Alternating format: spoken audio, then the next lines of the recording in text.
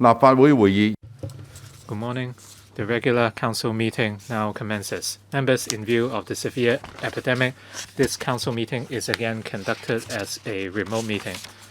I wish to remind members that while you are participating in the meeting, you must keep the video on and show your faces. Government Bills, first reading. Appropriation Bill 2022. Employment and Retirement Schemes Legislation Offsetting Arrangement Amendment Bill 2022. Second reading. Financial Secretary.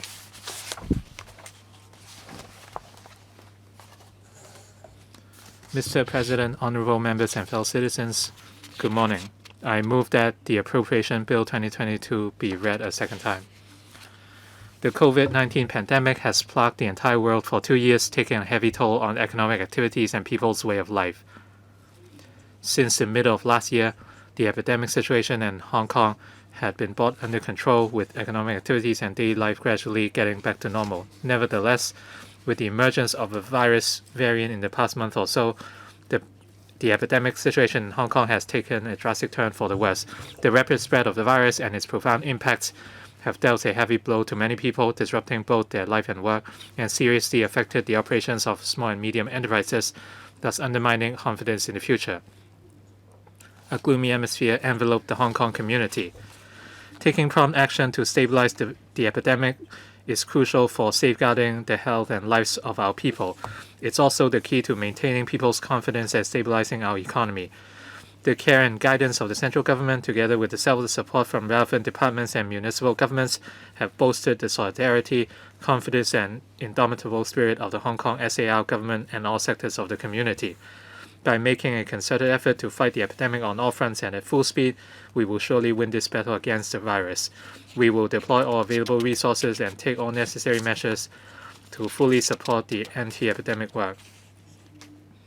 The resources allocated for this cause in this budget alone involve more than $54 billion. At this critical time, we need to direct more resources to relieve people's hardship and provide SMEs with some breathing space to stabilize the economy and maintain public confidence. This is also what the general public expect of the government. With this in mind, this year's budget will continue to adopt an expansionary fiscal policy with initiatives mainly focusing on 4 areas. A. Supporting an all-out effort to win the fight against the epidemic. B. Relieving the hardship of our people and SMEs. C. Rendering support to the struggling economy and fostering post-epidemic economic revival. And D. Investing for the future by planning ahead for the medium and long-term development of our economy. It is estimated that the counter-cyclical measures, costing a total of over $170 billion mentioned in the budget, together with the spending in infrastructure projects and other items, will have a fiscal stimulus effect of boosting the economy by around 3 percentage points. I will elaborate the details afterwards. In 2021, with the rollout of vaccination schemes around the world, as well as the strong fiscal and monetary support, global economic activities revived remarkably. The International Monetary Fund estimated that the global economy staged a strong rebound by 5.9% last year. Given the sharp rebound in demand from major economies, production and trading activities in Asia were vibrant. Hong Kong's total exports of goods continue to register strong growth, with a notable increase of 19% in real terms for the year as a whole, and surpassing the high in 2018 by 10.9%. As regional trade flows remained active, exports of transport services reverted to growth. Exports of financial services also showed further growth. Consequently, Hong Kong's total exports of services registered a mild growth of 1.1% for the year, but it was still far below the pre-recession level, with inbound tourism virtually at a standstill. The local epidemic situation remained stable during the period from May 2021 to end 2021, and the employment and income conditions continue to improve. These, coupled with the boost from the consumption voucher scheme, contributed to a rebound of private consumption expenditure by 5.6% for the year as a whole. As business outlook turned positive, investment expenditure rose by 10.1%. Hong Kong's overall economy saw a visible recovery in 2021 with a growth of 6.4%, reversing the declining trend in the past 2 consecutive years. The seasonally adjusted unemployment rate dropped substantially from a high of 7.2% early last year to 3.9% in the latest period. Given the continued recovery of the local economy and the accelerated rise in import prices, consumer price inflation increased progressively in 2021.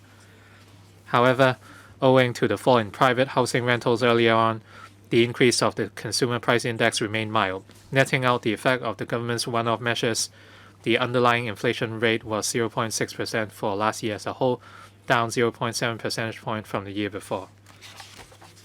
Dampened by factors including the monetary policy stance in the US, the regulatory requirements in the mainland, and the emergence of COVID-19's variants and supply bottlenecks worldwide, the local stock market underwent a sharp adjustment in 2021.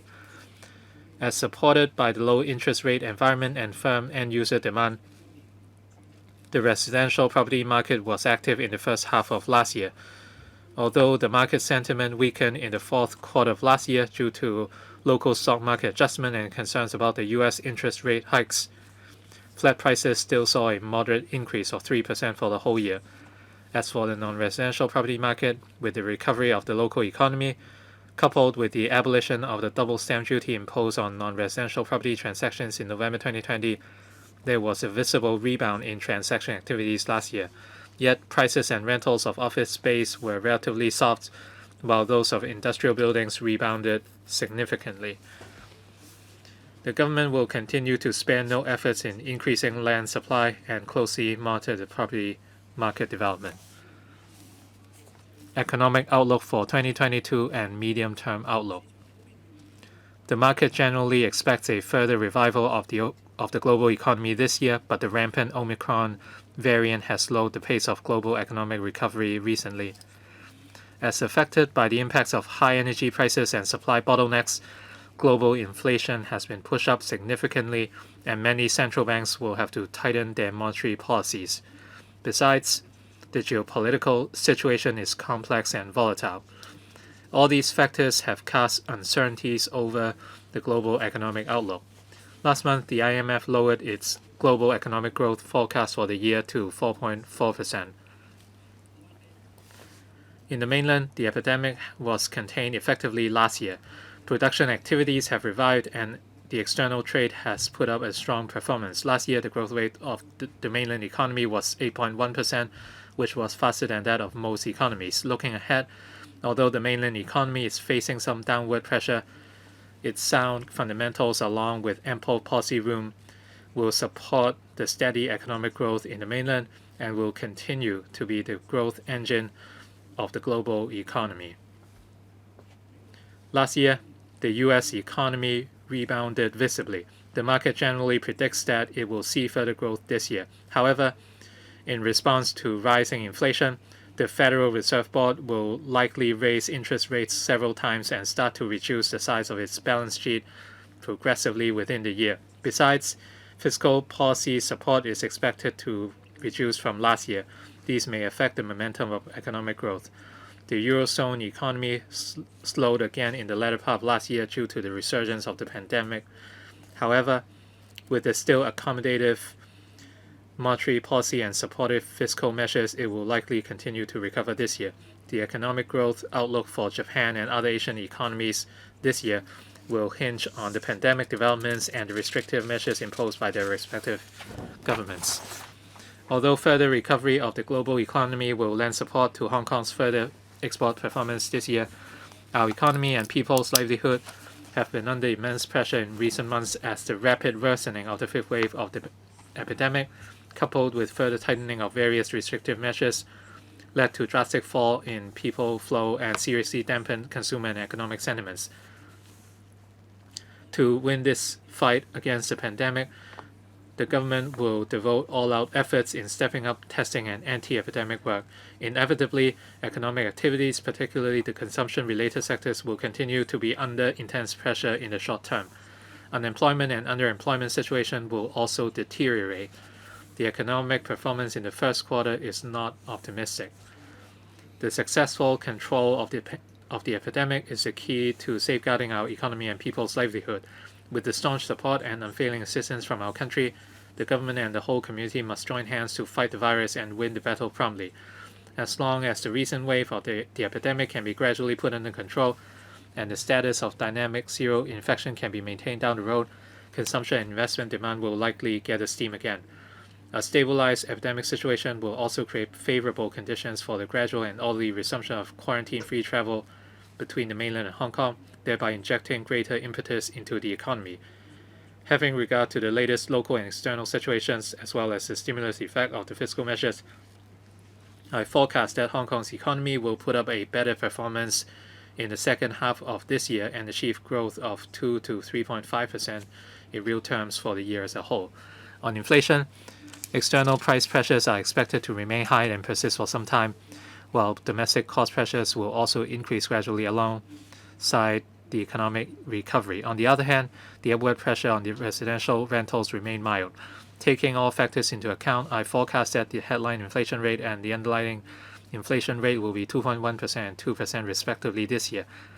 Although inflation pressure in Hong Kong remains moderate in overall terms, given that the supply of many daily necessities relies on imports, we should keep in view the impacts brought by external inflation on people's livelihood if such inflation leads to an increase in the prices of imported goods.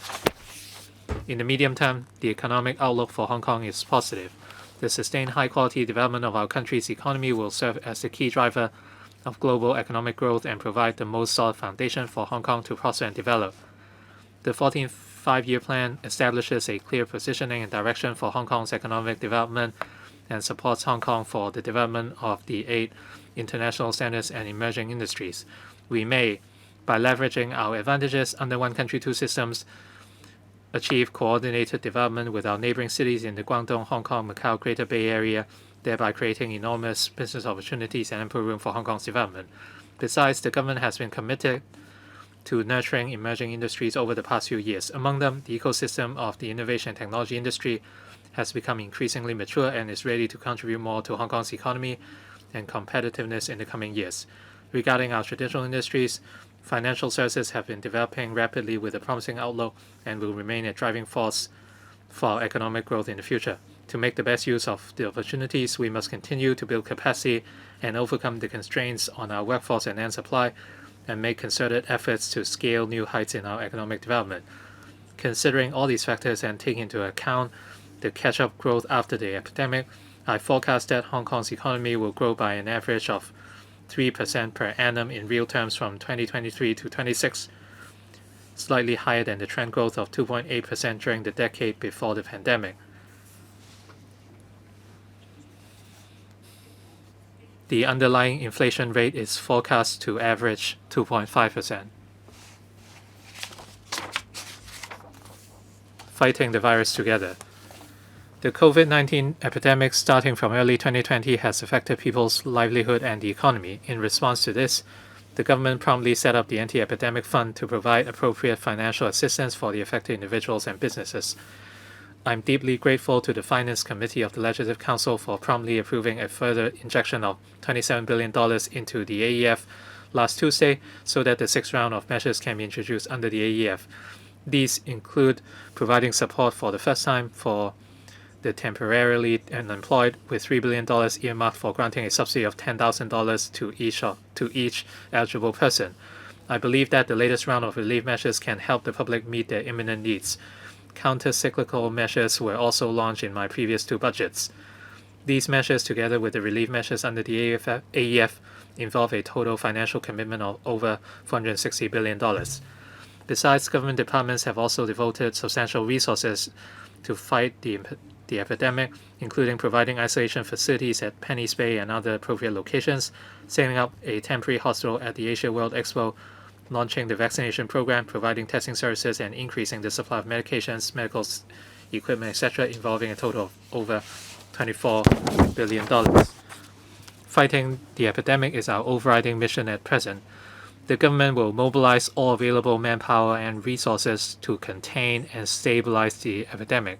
I will once again allocate substantial additional resources in the new financial year, including an additional funding of about $22 billion for the Food and Health Bureau, to strengthen testing work, procure rapid antigen test kits and relevant services, and provide additional support for the hospital authority.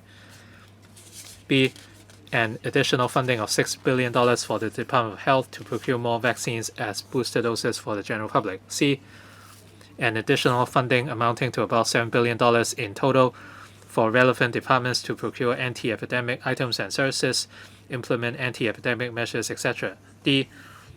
A total additional funding of $500 million to be allocated within 2 years for the Food and Environmental Hygiene Department to enhance environmental hygiene services, particularly strengthening the street cleansing and refuse collection services, stepping up measures on rodent control, and improving the hygiene of public markets in response to the epidemic.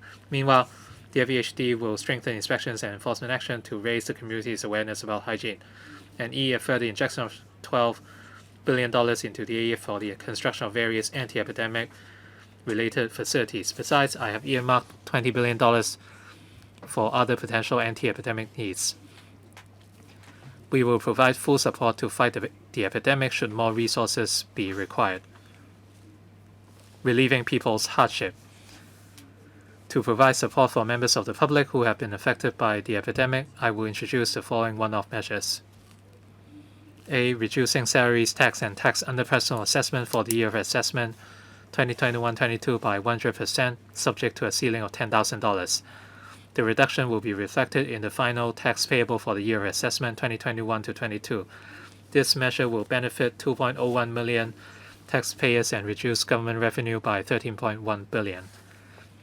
B. Providing rates concession for domestic properties for 4 quarters of 2022-23, subject to a ceiling of $1,500 per quarter in the first 2 quarters and a ceiling of $1,000 per quarter in the remaining 2 quarters for each rateable property. This measure is estimated to involve 2.99 million domestic properties and reduce government revenue by $11.7 billion. C. Granting each eligible residential electricity account a subsidy of $1,000. This measure will involve an expenditure of about $2.8 billion and benefit about 2.8 million residential households. D. Providing an allowance to eligible Social Security recipients equal to 1/2 of a month of the standard rate comprehensive Social Security assistance payments, old age allowance, old age living allowance, or disability allowance. This measure will involve additional expenditure of about $2.384 billion. Similar arrangements will apply to recipients of the Working Family Allowance, involving additional expenditure of about $117 million. And E.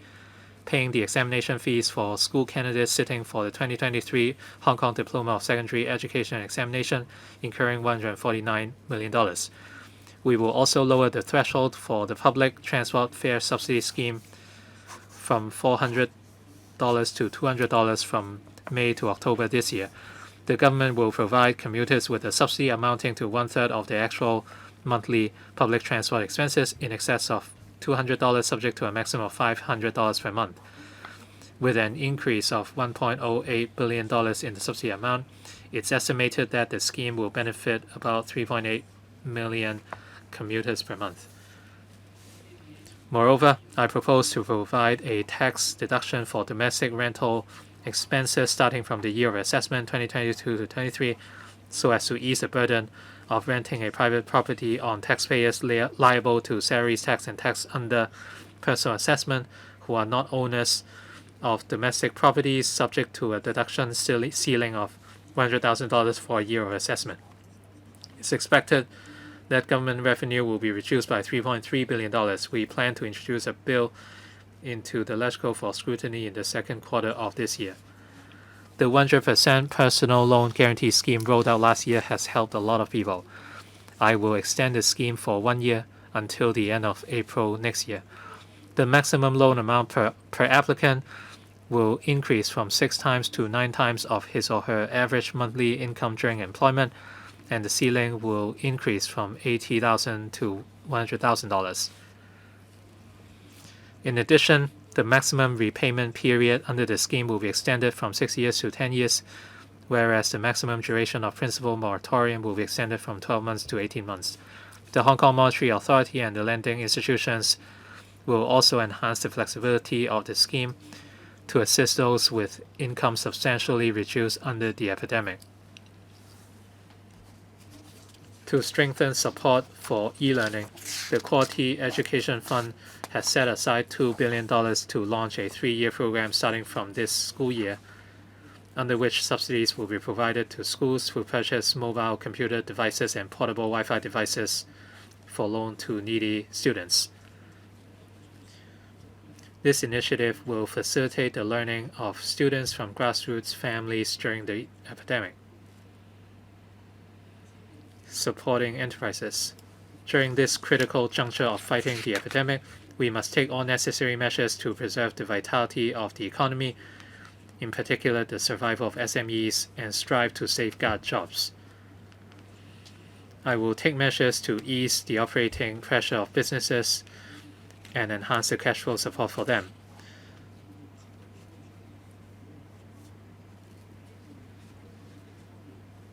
For easing the operating pressure of businesses, I propose a reducing profits tax for the year of assessment 2021 to 22 by 100% subject to a ceiling of $10,000.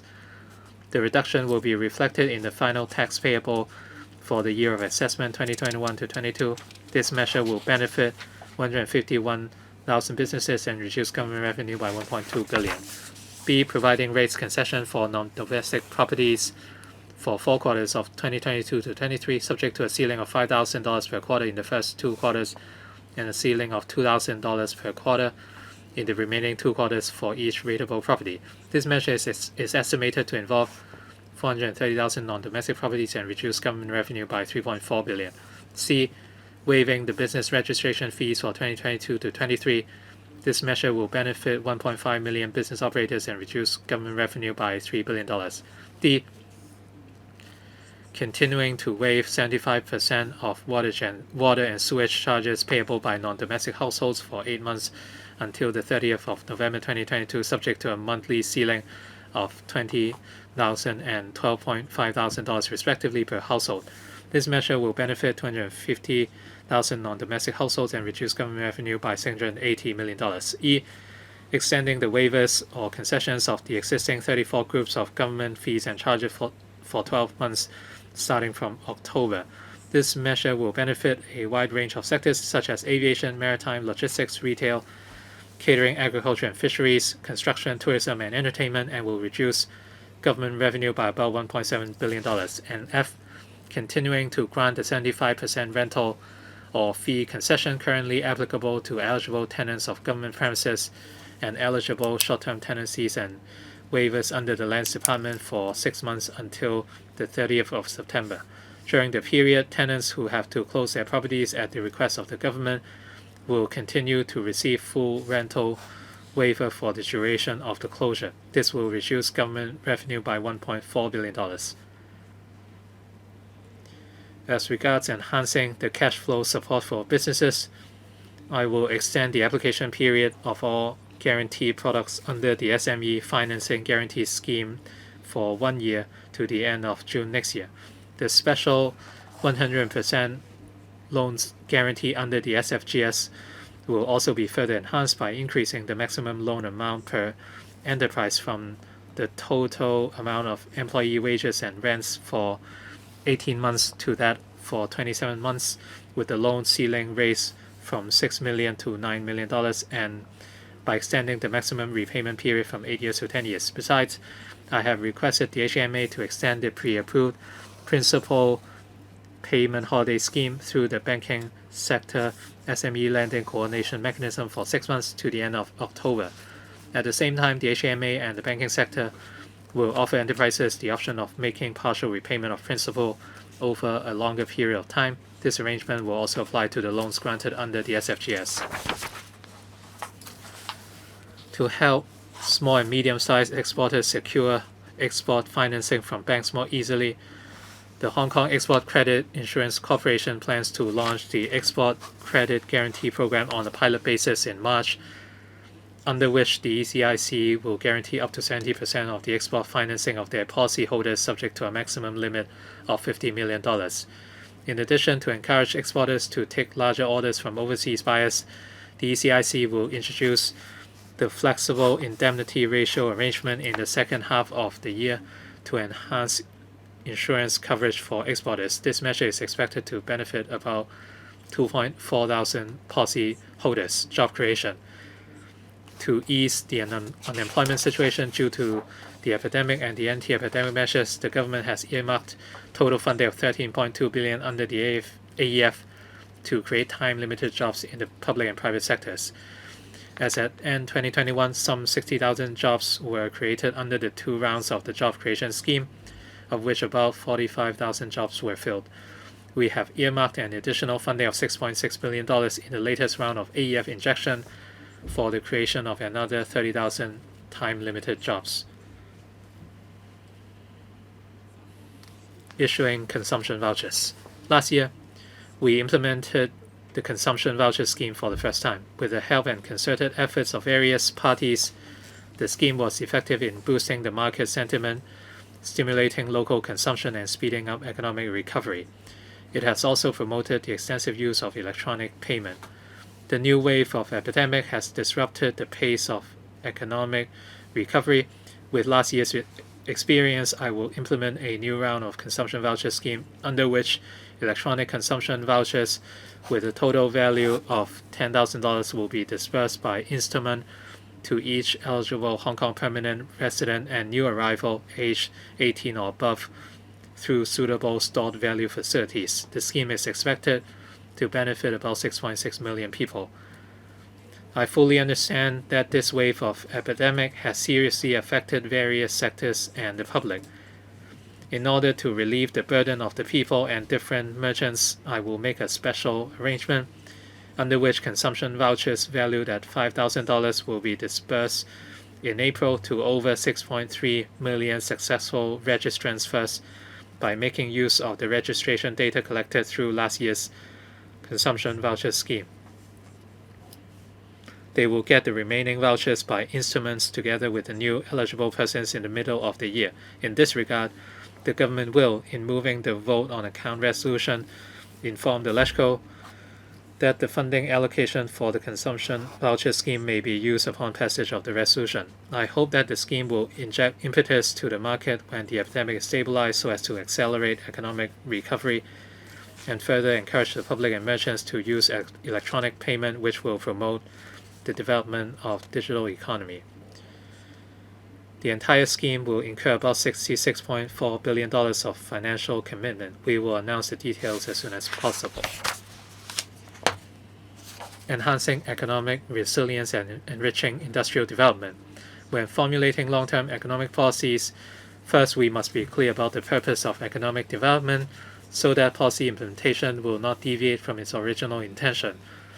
It's also necessary to have a full understanding of our country's development plans and strategies, as well as Hong Kong's roles and functions therein, and to take into account demand in the international market in order to identify the right positioning and seize opportunities. Furthermore, we need to keep carefully assessing the international political economic landscapes, clearly identify long-term trends, grasp economic patterns, and prudently control risks to avoid disruptions to development.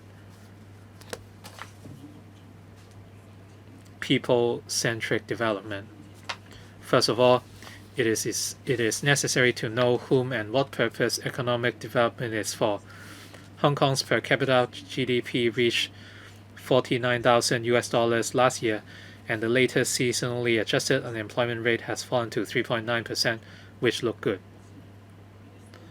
However, these figures do not allow us to see clearly many issues such as unbalanced economic development and that many young people cannot fulfill their aspirations. For example, financial services accounted for 23% of GDP in 2020, but only 7% of total employment. This reflects that although people in the industry have high incomes, the beneficiaries are not broad enough. In fact, unemployment earnings of youth in the younger generation with post-secondary education are generally significantly lower than those of the older generation with similar educational attainment, indicating that the pace of economic upgrading falls short of creating sufficient high-quality jobs for young people. Economic development is meant to raise the living standards of all citizens and to let all of us share the fruits of development. This is also the foundation of social harmony.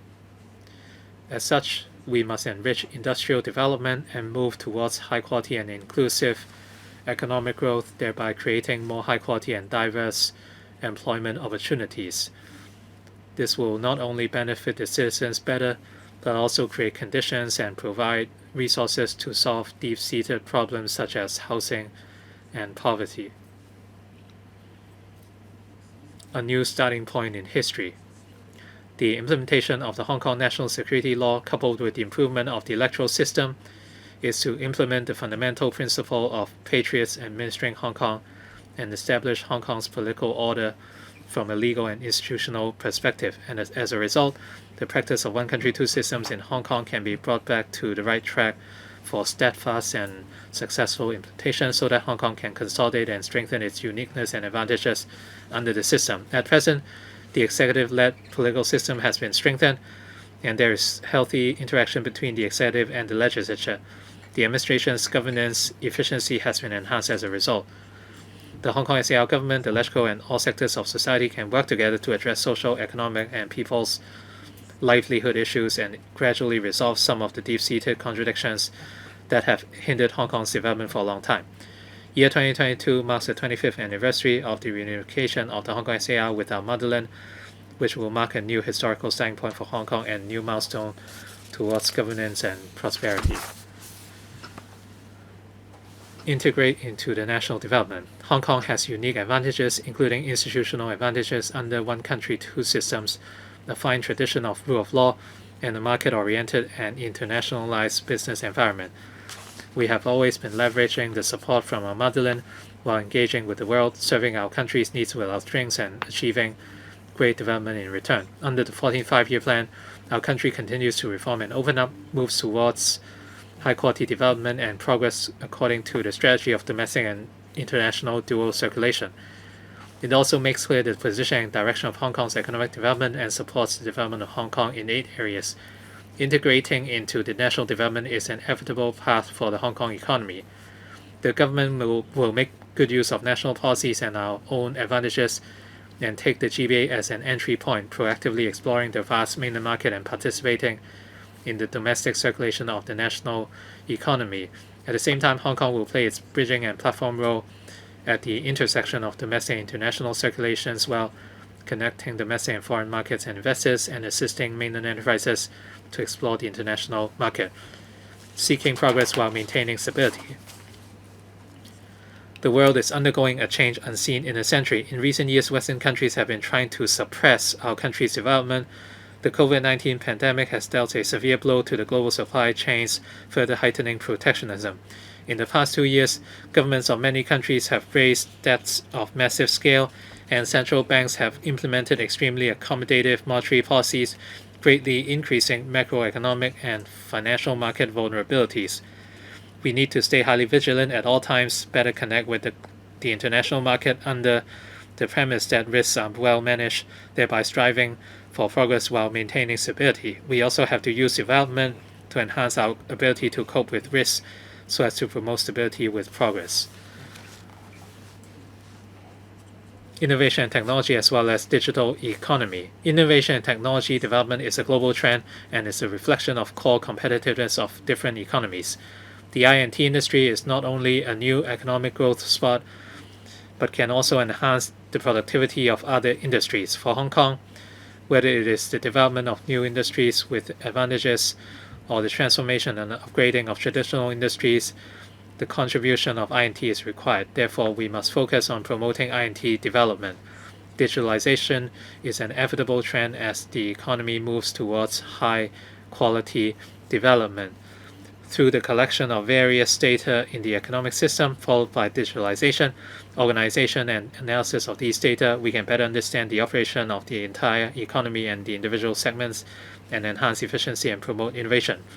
For enterprises, digitalization can help on transformation and empowerment, quality and quantity improvement, and innovation stimulation. In order to accelerate the progress of the digital economy, I will set up a digital economy Development Committee with members comprising experts and scholars, industry elites, and relevant government officials. Next, I will elaborate on the key points of injecting new fields and elements into Hong Kong's economic development. Innovation and technology development. Continuous promotion of INT development is an important strategy to foster a more vibrant and diversified economy. The 14th Five-Year Plan supports Hong Kong's development into an international INT hub. Apart from fostering economic growth and job creation, INT development can also promote re-industrialization and enhance the competitiveness of our manufacturing sector, as well as enable digital transformation across various trades.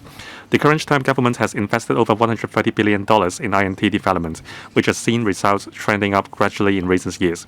I will allocate additional resources in the budget to keep reinforcing the entire value chain and the INT ecosystem. Support startups and technology investments. The INT ecosystem in Hong Kong has become increasingly vibrant. The number of startups surged from around 1,000 in 2014 to around 4,000 last year. And the amount of venture capital investment surged from $1.24 billion to about $41.7 billion in the same period. Currently, Hong Kong is Asia's largest and the world's second largest fundraising hub for biotechnology. In recent years, the governments and local universities have allocated considerable resources to nurture startups and assist research teams comprising students and professors in commercializing their research and development or R&D results. The Hong Kong Science and Technology Parks Corporation, or the HKSTPC, and the Cyberport, our two R&D flagships, provide one-stop support services for startups. So far, we have witnessed the birth and development of over 10 unicorns. Over the past few years, apart from the $2 billion Innovation and Technology Venture Fund, we have also set up the Corporate Venture Fund and the Cyberport Macro Fund through the HKSTPC and the Cyberport respectively. Each of these funds has its own specific key areas of investment, which has significantly broadened the fundraising channel for startups in Hong Kong. Nevertheless, as the funds mentioned above are mainly targeted at early-stage startups, they may not be suitable for expanding enterprises with considerable scale. Some such type of enterprises often have huge development potential. Indeed, we are not short of examples of success in nurturing these enterprises in Hong Kong. I announced in my budget 2 years ago the setting up of an investment portfolio named the Hong Kong Growth Portfolio, using parts of the future fund for investment in projects with a Hong Kong nexus. The aim is to consolidate Hong Kong's status as a financial, commercial, and INT center, as well as to raise our productivity and competitiveness in the long run. Last year, the government appointed 8 fund managers as general partners to make strategic investments. To nurture enterprises that are relatively more mature and have good potential for contribution to our economy, I will further increase the funding allocated to the Hong Kong Growth Portfolio under the Future Fund by $10 billion, of which $5 billion will be used to set up a new investment fund, namely the Strategic Tech Fund. I will invite the HKSTPC and the Cyberport to identify technology enterprises which are of strategic value to Hong Kong, as well as investment opportunities conducive to enriching the INT ecosystem. On the other hand, the Technology Startup Support Scheme for universities under the Innovation and Technology Fund has been supporting universities in setting up their own startups and commercializing their R&D results, with a view to creating economic value. To help universities realize their R&D outcomes, I will double the amount of subsidy to $16 million. The increased subsidy will be provided to startups of universities with private investments on a matching basis of 1-to-1. Each startup may receive an annual subsidy of up to $1.5 million for a maximum of 3 years. The initiative will incur an additional expenditure of $48 million per year. Promotes life and health scientific research. The impact of the COVID-19 pandemic for more than 2 years has roused much global interest in R&D in life and health disciplines. In fact, the National 14th Five-Year Plan has also called for focusing on issues like human health, as well as the enhancement of technological streams in specialist fields such as life and health. Hong Kong has strong research capabilities in life and health sciences. There are a number of renowned scholars in local universities whose R&D teams display great originality and have the ability to create breakthroughs out of the blue, generating fruitful outcomes in scientific research. With clinical trial centers recognized by the National Medical Products Administration, Hong Kong enjoys clear advantages in promoting research and fostering development of industries in life and health disciplines. In year 2018, I allocated $10 billion to launch the flagship project of Inno-Hong Kong research clusters, under which 28 laboratories have so far been established by local universities in collaboration with over 30 top-notch universities or research institutions around the world. Among these laboratories, 16 are related to life and health sciences. On the back of our robust strength in scientific research, we can deliver more revolutionary R&D outcomes. To further promote the development of life and health technology in Hong Kong, I will earmark $10 billion to provide more comprehensive support in the long run, including hardware, research talents, clinical trials, and data application, with the aim of enabling institutions, including universities, to enhance their capacity and capability in this area, as well as strengthening the industrial chain. We will set up the InnoLife Health Tech Hub in the Hong Kong Shenzhen Innovation and Technology Park. With the above 16 laboratories and the 8 relevant state key laboratories as the basis, we can pull together top-notch research teams from all over the world and focus our efforts on R&D work as well as global research collaboration in the field of life and health sciences. This includes biomedicine, big data, and artificial intelligence, which can be applied in various areas such as prevention, diagnosis, drug discovery, advanced treatments, and rehabilitation. The HA will assist more institutions in exploring how to make better use of their hospitals for conducting research and clinical trials, as well as the valuable clinical data they have accumulated for R&D purposes. Our aim is to promote multi-faceted collaboration in scientific research and development of industries, develop Hong Kong into a major R&D hub in life and health disciplines, and link up related industrial clusters. Promote research and development. We have been actively promoting R&D in the past few years. There are 16 state key laboratories and 6 Hong Kong branches of Chinese National Engineering Research Centers in Hong Kong. They all possess high-level scientific research teams and equipment, and many of them enjoy global leading positions in their areas of expertise. Currently, these institutions are receiving an annual subsidy under the ITF. I announced that the amount of subsidy be doubled to $440 million so that they can have more resources to conduct R&D activities, nurture local talents, as well as attract more local and overseas R&D talents, and further the cooperation and exchanges with institutions in the mainland.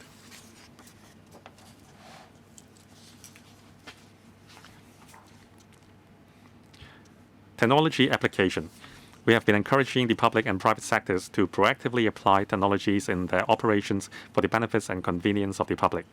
To promote further digitalization in government operations, I have reserved $600 million to conduct a comprehensive e-government audit in the coming 3 years with the aim of reviewing the progress made by government departments in using technologies, as well as assisting them in enhancing the efficiency of public service provision through the adoption of INT solutions. Strengthening the intellectual property regime. Intellectual property, or IP, protection is in line with the direction of developing Hong Kong into a knowledge-based economy and an international INT hub. The government will strengthen the IP regime in Hong Kong. With regard to patents, we will further promote and develop Hong Kong's original grant patent, or OGP system. In the next 3 financial years, I will allocate a total of about $85 million to the Intellectual Property Department, or IPD, for enhancing Hong Kong's capacity to conduct substantive examination in processing OGP applications. On trademarks, we are pressing ahead with the preparatory work for implementing the protocol relating to Madrid agreements concerning the international registration of marks in Hong Kong. It is expected that an international trademark registration system will be put in place in Hong Kong next year as the earliest. As for copyrights, to tie in with the developments of digital environments, the Commerce and Economic Development Bureau launched a public consultation exercise on updating Hong Kong's copyright regime at the end of last year.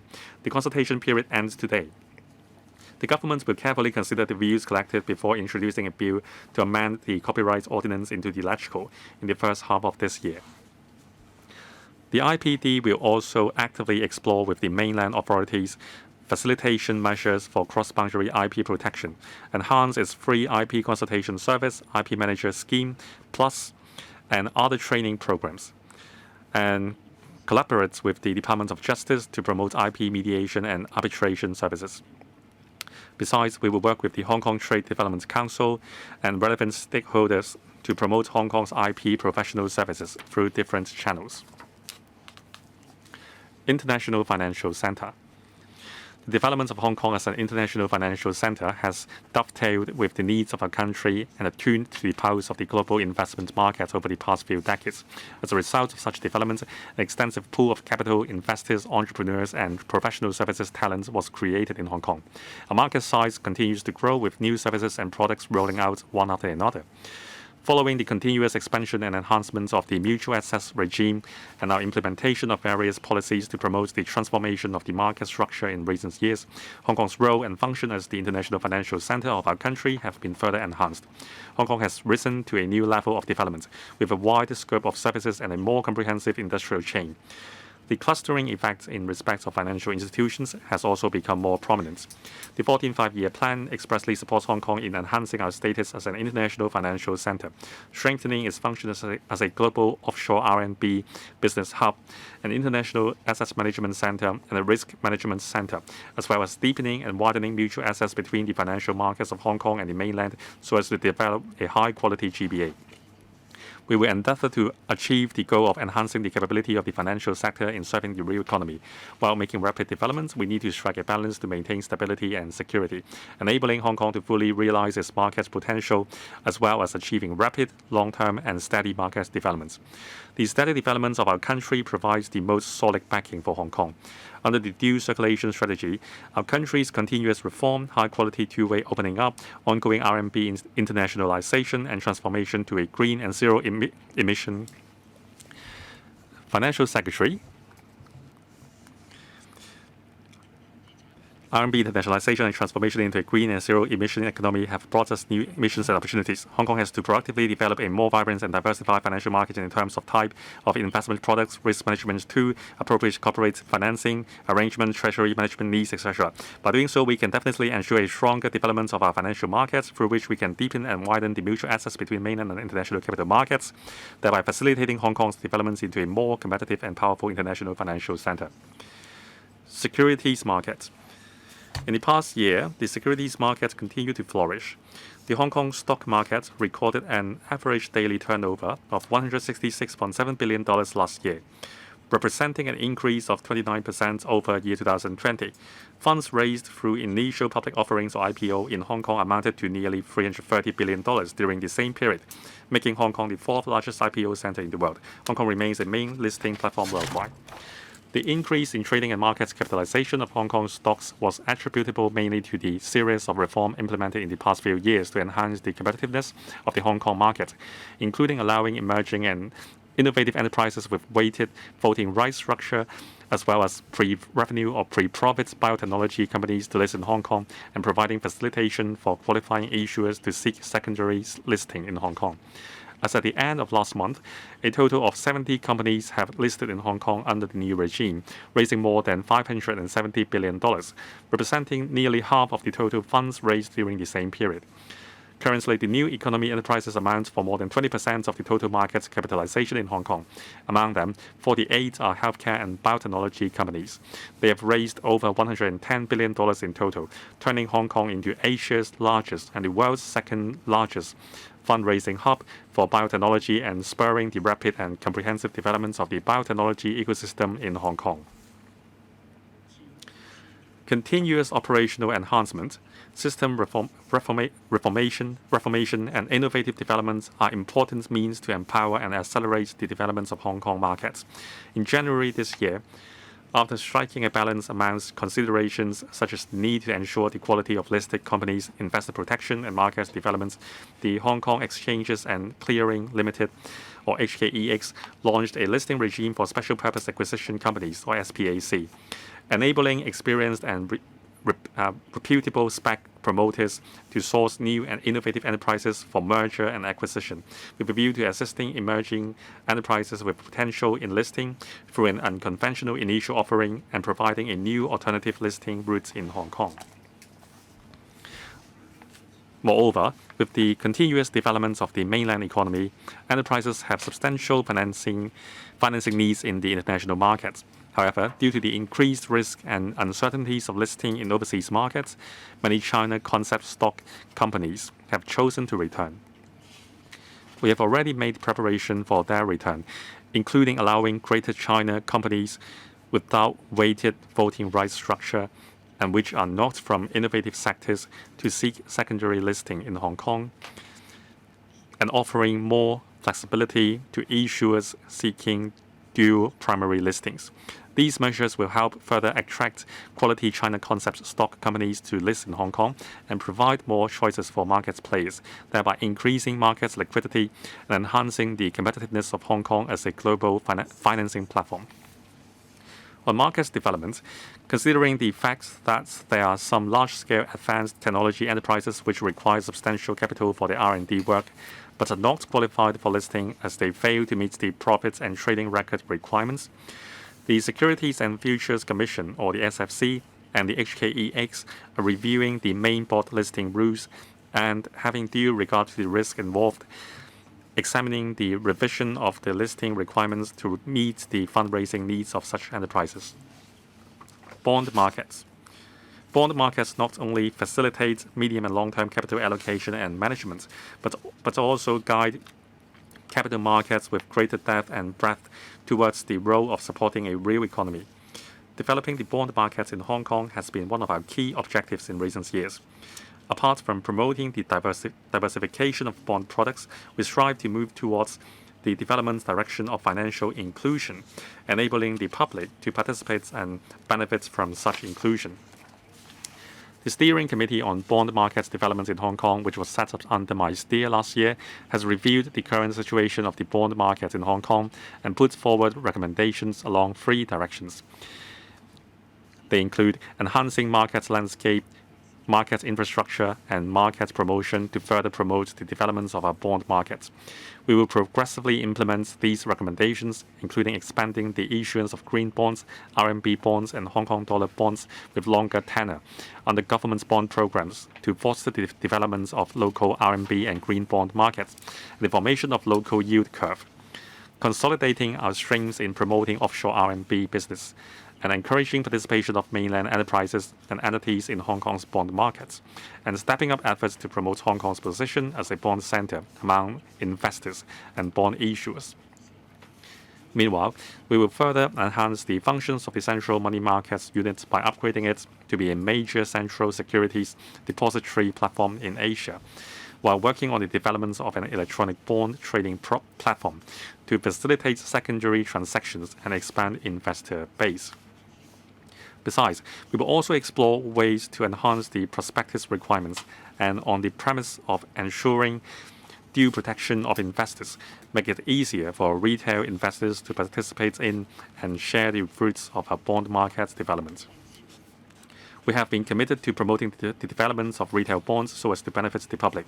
I plan to issue no less than $15 billion of inflation-linked retail bonds, that is I-bond, and no less than $35 billion of silver bond in the next financial year, with a view to offering members of the public, particularly the elderly, investment options with steady returns. Details of the first batch of retail green bonds for public subscription were announced last week. Members of the public can directly invest in green projects that provide environmental benefits so as to jointly create a green environment for green living in Hong Kong while gaining steady inflation-linked returns. I plan to continue to issue no less than $10 billion of retail green bonds in the next financial year. Offshore renminbi business hub. Hong Kong's offshore RMB market is the largest in scale. With our geographical and cultural edges, as well as first mover advantage, Hong Kong has been Financial Secretary, please pause.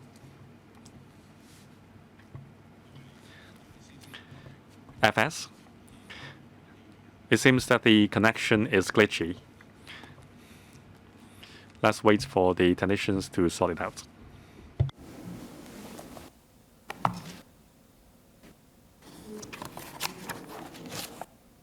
會議現在暫停10分鐘等。The meeting will suspend for 15 minutes for. 請你繼續。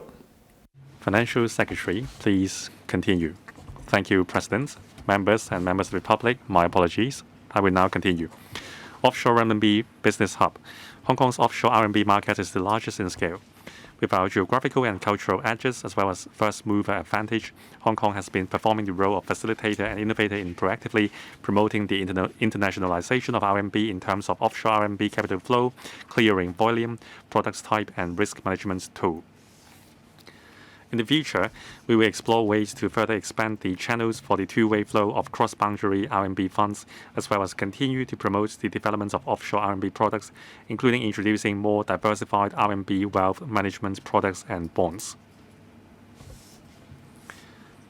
The working group formed by the SFC, the HKEX, and the HKMA has completed the feasibility study on allowing stocks traded via the southbound trading of Stock Connect to be denominated in RMB, and put forth recommendations on detailed implementation.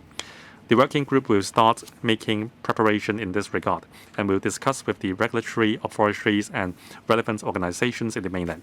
The government will roll out supporting measures such as waiving the stamp duty on stock transfers paid by market makers in their transactions, so as to increase the liquidity of RMB-denominated stocks. We are also working with the regulatory authorities in the mainland to explore enhancement measures for the cross-boundary wealth management connect scheme in the Guangdong, Hong Kong, Macau GBA, such as increasing quotas gradually, expanding the scope of eligible investment products, inviting more participating organizations, and improving the distribution arrangements. Deepen mutual access with the mainland. Mutual access between the financial markets in the mainland and Hong Kong has been deepening and widening. Last September saw the launch of the southbound trading of Bond Connect and the cross-boundary wealth management connect scheme in the GBA.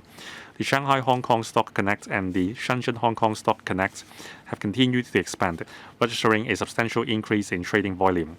At the end of last year, a consensus was reached among the exchanges in the two places on the inclusion of exchange-traded funds, or ETFs, in the Mutual Market Access Program. The mutual access of ETFs is expected to be implemented soon. As a risk management tool, the A-share index futures contract was also successfully launched last year. We will explore more risk management products. Development of family office business. In my last budget, I proposed to review the relevant tax arrangements with the aim of further attracting family offices to establish a presence in Hong Kong. After discussing and examining the relevant arrangements with the asset management sector, we proposed to provide tax concessions for the eligible family investment management entities managed by single family offices. We will consult the sector on the detailed proposal as soon as possible and aim to submit legislative amendments to the LegCo within the current legislative session. It is expected that the relevant tax concessions will come into effect in the year of assessment 2022 and 23. I believe that the proposal will enhance our attractiveness as a hub for family offices, deepen Hong Kong's pool of liquidity, and create more business opportunities for the financial sector and other professional sectors. Green and sustainable finance. The development of green and sustainable finance in Hong Kong offers promising prospects. By leveraging our advantages as an international financial center, we can facilitate matching between international capital and quality green projects, contribute proactively to helping our country achieve its 2060 targets in relation to carbon emission peak and carbon neutrality, as well as propelling Hong Kong towards our carbon neutrality targets by year 2050 and promoting green transformation of our economy.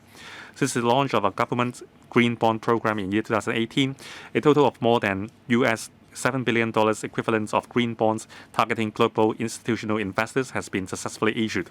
Several important milestones have been achieved, including the issuance of a 30-year US dollar denominated green bond and a 20-year euro denominated green bond, and both of which are the first issuance among Asian governments and have established an important reference benchmark for the thriving development of the bond markets in Hong Kong.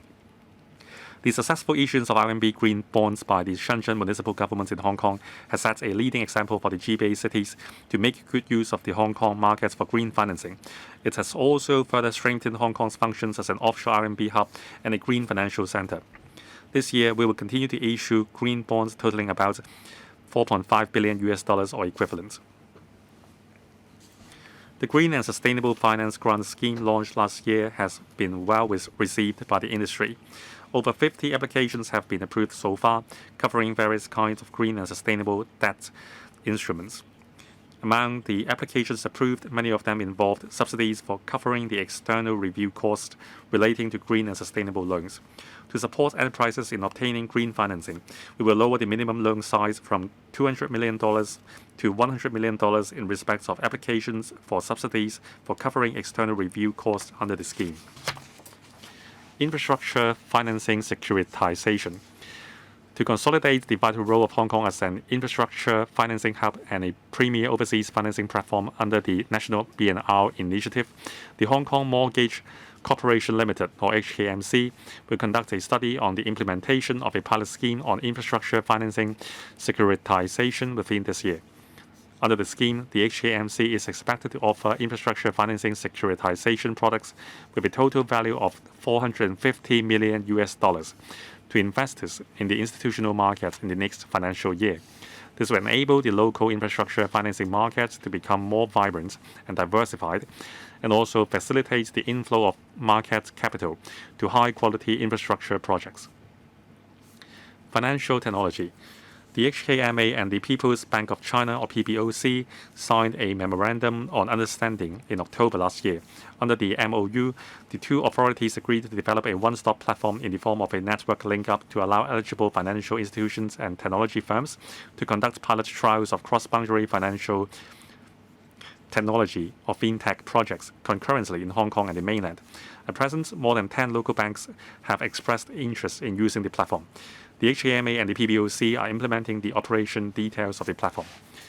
The FinTech Proof of Concept Subsidy Scheme has received overwhelming response from the industry since its first launch last year. We will allocate a funding of $10 million for launching a new round of the scheme this year. The aim is to promote continuous innovation by encouraging the financial industry to conduct proof of concept projects on more financial services and products. Besides, we propose to provide subsidies to research institutions under the new round of the scheme so that they can put forward solutions as to how to remove development bottlenecks faced by the fintech industry in Hong Kong. Commercial data interchange.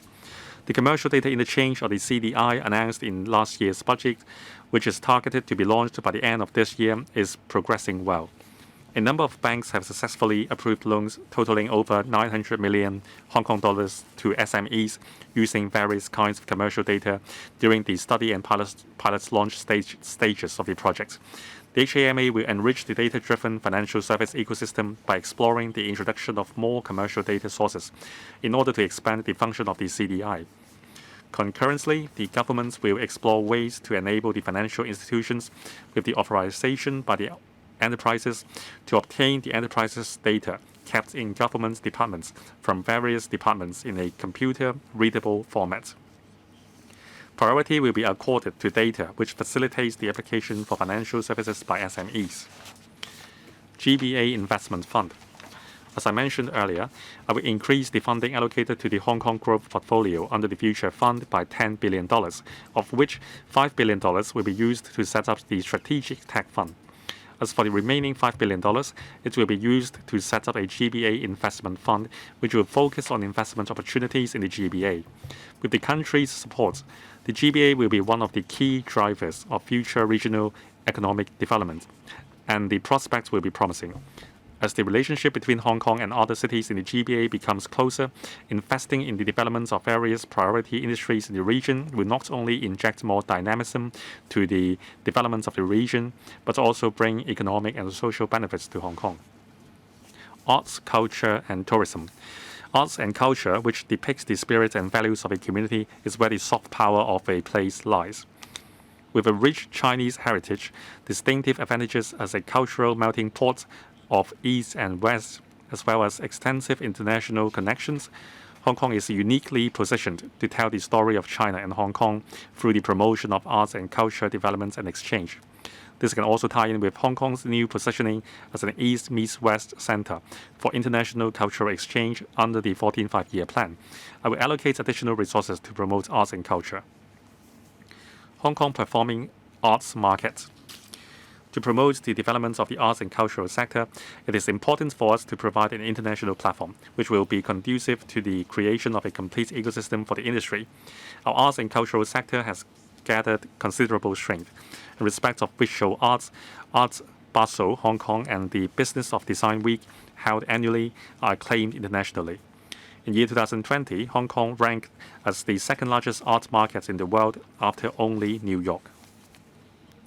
To consolidate Hong Kong's role as an East meets West center for international arts and cultural exchange, I will allocate $42 million for organizing the first Hong Kong Performing Arts Market within 2 years.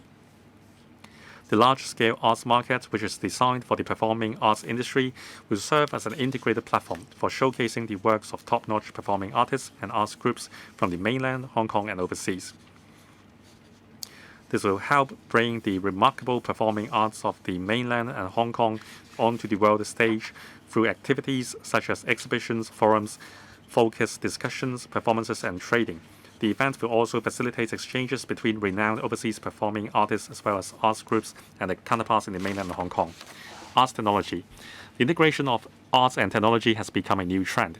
Apart from expanding the reach of arts and its form of presentation, such integration has also brought new development opportunities for the relevant sectors, especially the youth. In year 2020, we set aside $100 million to promote the integration of arts and technology by providing support to arts groups and R&D talents.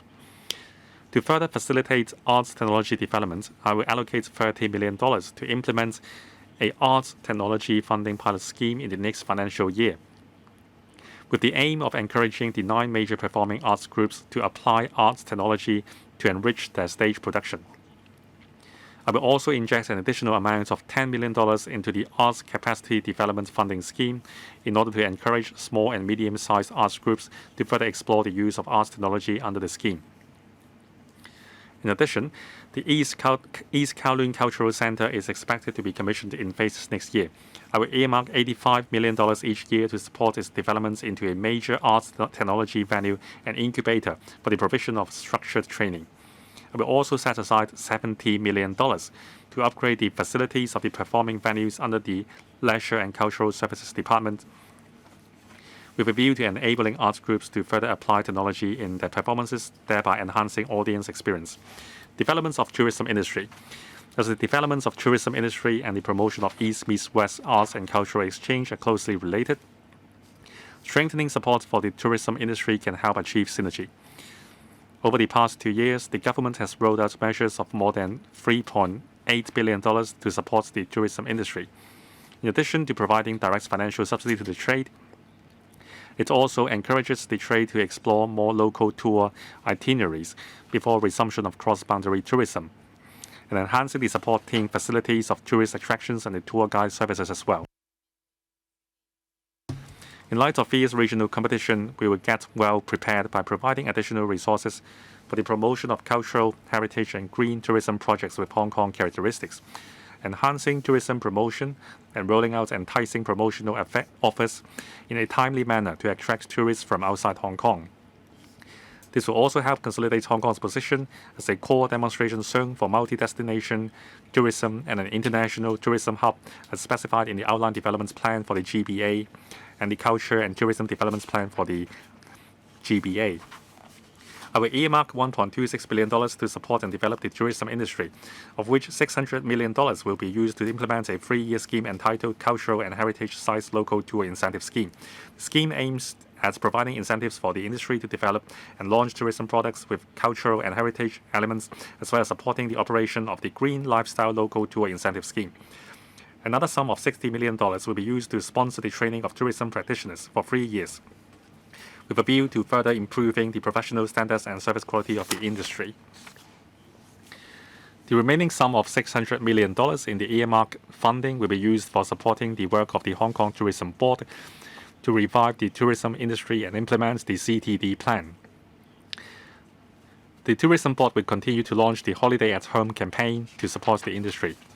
When cross-boundary travel gradually resumes, the HKTB will promote the Open House Hong Kong campaign in appropriate source markets with a view to attracting tourists to revisit Hong Kong. Last year, the HKTB completed a preliminary study and a consultation exercise on the positioning of Hong Kong's tourism in the long run.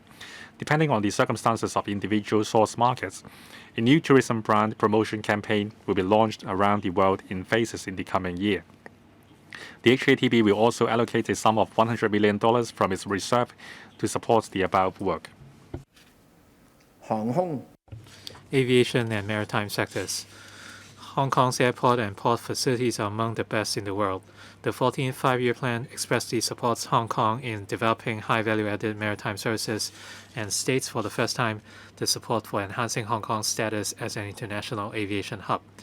The government will continue to take forward the development of Hong Kong's aviation sector by leveraging the geographical advantage of the Hong Kong International Airport on Lantau Island to build an airport city with diversified industry makeup, international air cargo.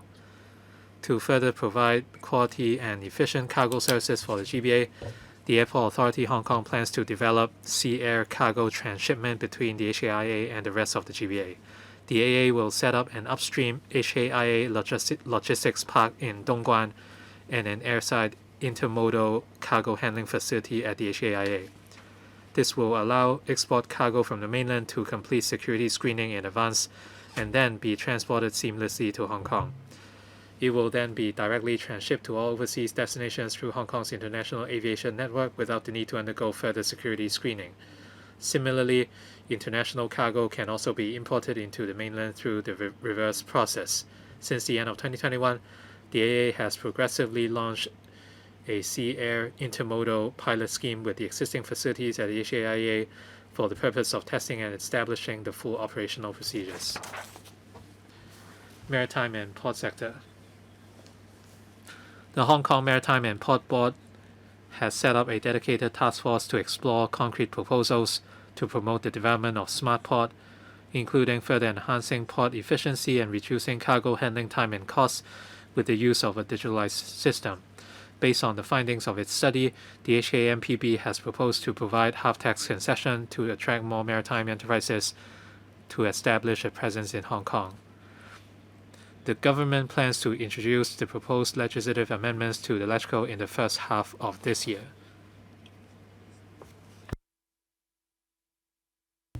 Agriculture and Fisheries. To encourage the upgrading and sustainable development of the agricultural and fisheries sector, we have launched 2 pilot schemes under the Sustainable Agricultural Development Fund and the Sustainable Fisheries Development Fund, respectively, to provide subsidies for the local agriculture and fisheries industry to adopt new technologies such as hydroponic technology, smart farm management, advanced livestock waste treatment technology, deep-sea mariculture, and shellfish and crustacean farming, etc., with a view to further promoting modernization of the industry and enhancing its competitiveness as well as fostering the transfer of knowledge. I propose making 2 separate injections of $500 million each into the SADF and the SFDF, as well as expanding the coverage of the funds and streamlining the application procedures as appropriate. This will support the development of the industry in terms of application of advanced technology and intensification of production and help it seize the opportunities arising from the GBA development. We will continue to take forward the measures under the new agriculture policy, including the establishment of the agricultural park in Kutong South in the new territories. The agri-park phase 1 will provide about 7 hectares of agricultural land. The works are expected to complete in phases from the second quarter of this year to 2023. As for phase 2, the preparatory work has commenced and the project is expected to provide about 70 hectares of agricultural land. Stepping up investment promotion. Foreign investment is highly conducive to the development of various economic areas. Quality foreign investment brings in not only capital but also skills and job opportunities. We must continue to attract mainland and overseas enterprises to make investment in Hong Kong to inject new impetus into our economic growth. Hong Kong's appeal to foreign investment is beyond question.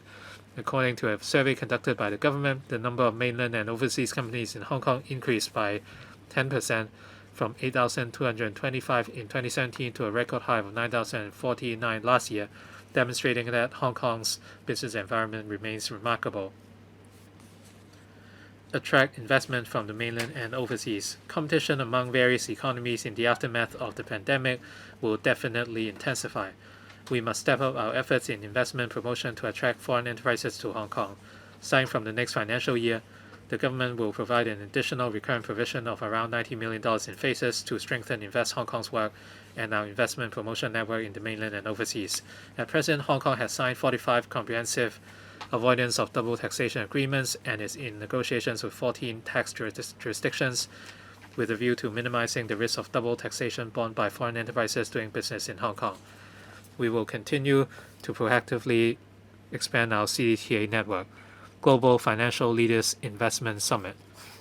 To further tap into Hong Kong's strength in attracting investment and our influence as an international financial center, I have invited the HKMA to organize a high-level investment summit.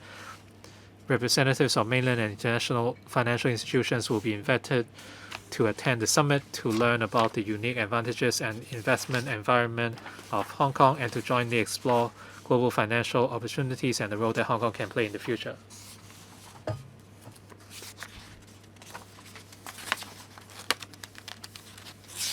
Trade development. Hong Kong has all along been a highly open trade center. The 14th Five-Year Plan supports Hong Kong in enhancing its status as an international trade center. The Hong Kong SAR government will continue to proactively develop a more stable, open, inclusive, and mutually beneficial international economic and trade environment in compliance with multilateral trade rules. We will also continue to strengthen our role as a connecting platform between our country and the rest of the world in the international circulation and as a key link for the Belt and Road Initiative, Hong Kong's external trade. The mainland and the Association of Southeast Asian Nations, or ASEAN, are the largest and second largest trade partners of Hong Kong respectively. We will continue to strive to introduce more liberalization measures under the framework of the mainland and Hong Kong closer economic partnership arrangement, thereby creating more favorable conditions for Hong Kong enterprises to enter the mainland market. The Free Trade Agreement and the related investment agreement between Hong Kong and ASEAN, both of which came into full effect last year, have been implemented smoothly. ASEAN members welcome Hong Kong's interest in seeking accession to the Regional Comprehensive Economic Partnership, or RCEP. The SAR government is pressing ahead with Hong Kong's early accession to the RCEP. Apart from our major trading partners, we will also continue to seek to enter into FTAs and IAs with other economies. We also strive to strengthen economic and trade connections with the economies in the Middle East and attract enterprises there to do business in Hong Kong through the newly established Hong Kong Economic and Trade Office in Dubai, Trade Single Window. The government has implemented the Trade Single Window in phases since 2018 to enable one-stop lodging of business to government import and export documents with a view to enhancing cargo clearance efficiency. Services under Phase 2 are expected to be rolled out in batches from next year onwards. We have also earmarked about $1.4 billion for the development of the IT system in Phase 3, and the industry is being consulted on the relevant implementation details. Our target is to submit the funding application to the LegCo in the next financial year with a view to achieving full implementation of the TSW as early as possible. Trade promotion. The government has previously made arrangements to allocate an additional sum of $835 million in total to the TDC in 6 years from 2018 to 19 onwards for the implementation of various measures with a view to consolidating Hong Kong's status as a business hub in Asia and exploring business opportunities for Hong Kong companies. In the coming year, the TDC will continue to enhance its mega promotion, Think Business, Think Hong Kong, to strengthen its promotional efforts in ASEAN and mature markets. Moreover, it will actively develop digital platforms to help Hong Kong enterprises explore business opportunities and develop overseas markets. The TDC will also organize a number of events to introduce Hong Kong products and services to the mainland market. Convention and exhibition activities are crucial for developing Hong Kong's external trade and attracting foreign investment. As at the end of January, the government has subsidized 118 C&E events under the Convention and Exhibition Industry Subsidy Scheme launched not long after the onset of the COVID-19 outbreak.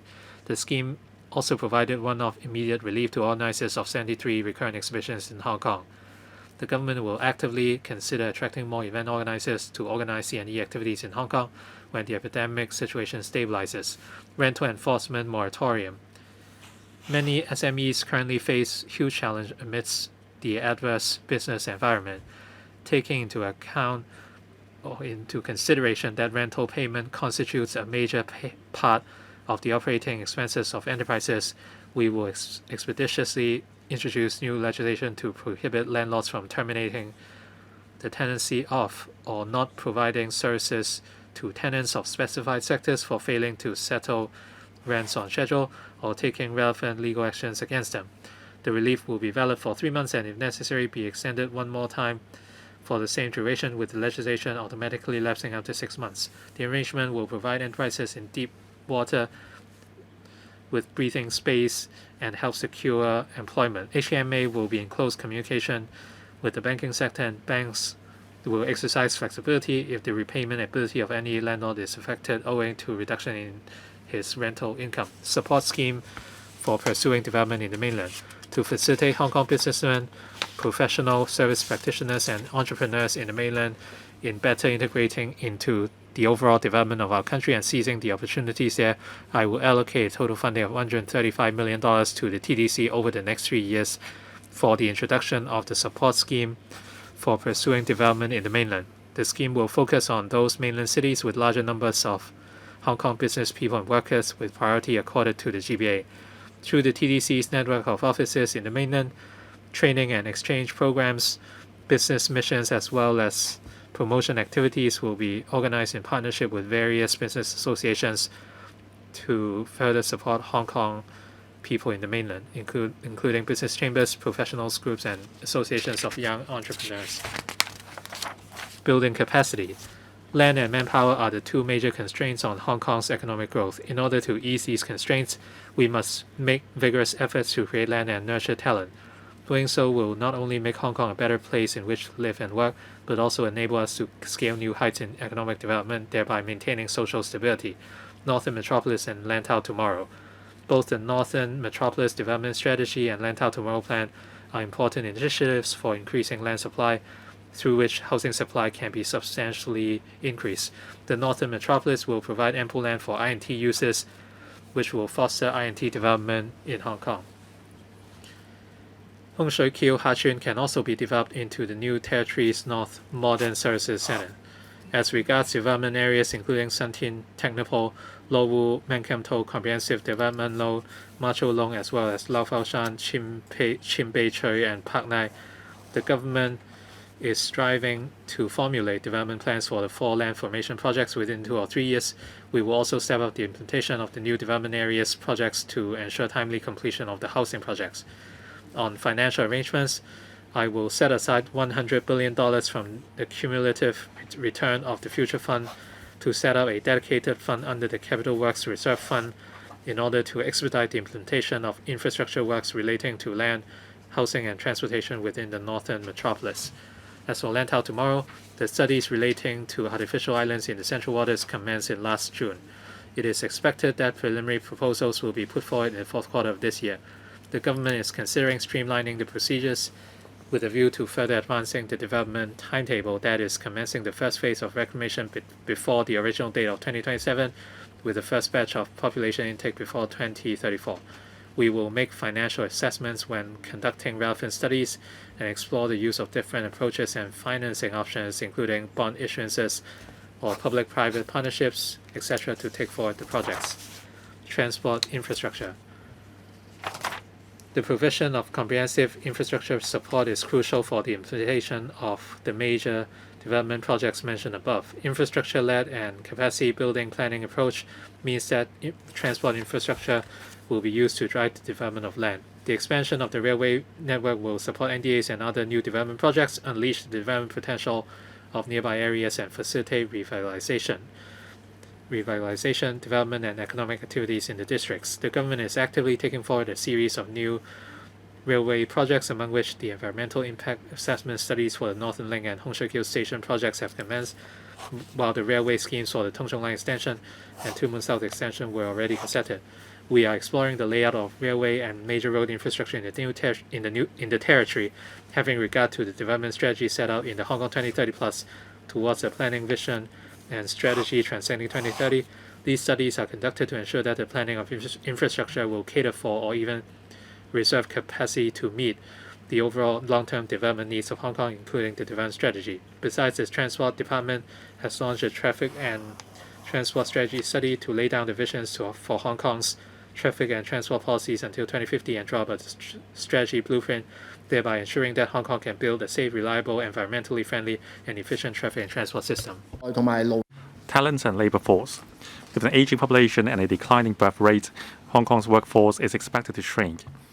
To ensure the sustainable development of Hong Kong's economy, apart from ensuring an adequate local supply of human resources, we should also enhance the quality of our workforce and attract talents to Hong Kong.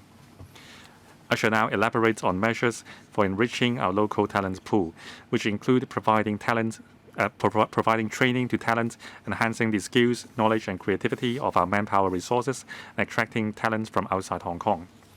Financial services. Having regard to the new trend of developing low-carbon and sustainable economy, we plan to launch a 3-year pilot green and sustainable finance capacity building support scheme. Under the scheme, subsidies will be provided for the training and acquisition of relevant professional qualifications so as to encourage practitioners in the financial and other relevant sectors to participate in the training. We are also actively implementing the developments of professional qualifications recognized under the qualifications framework for fintech practitioners. The first batch of fintech professional qualifications for the banking sector is expected to be rolled out this year. We will also implement the pilot scheme on training subsidy for fintech practitioners this year. Practitioners who have attained fintech professional qualifications can receive reimbursement of 80% of the tuition fees, and around 1,500 places will be offered. We will conduct a consultancy study this year with a view to continuing developing fintech professionals' qualifications for different financial sectors, thereby promoting comprehensive professional development of fintech talent. The estimated expenditure of the scheme is $43 million. Besides, we have commissioned the Cyberport to implement a new round of financial practitioners' fintech training program this year to provide training programs and tuition fee subsidies for practitioners in the insurance and securities sectors. Subsidies will also be provided for the two sectors to organize their own training programs. Innovation and technology. The HKSTPC and the Cyberport continue to provide young people with internship and training opportunities through various schemes. The Hong Kong SAR government has also launched a number of schemes such as the STEM internship scheme and the Research Talent Hub to provide incentives or subsidies for graduates to pursue a career in INT. At present, the Technology Talent Ambition Scheme provides a fast track to process entry applications of individuals undertaking R&D work. The Global STEM Professorship Scheme, on the other hand, supports universities in recruiting internationally renowned INT scholars and their teams to conduct research and teaching activities in Hong Kong. We will consider rolling out more relevant measures to facilitate the entry of talents into Hong Kong in due course. Healthcare.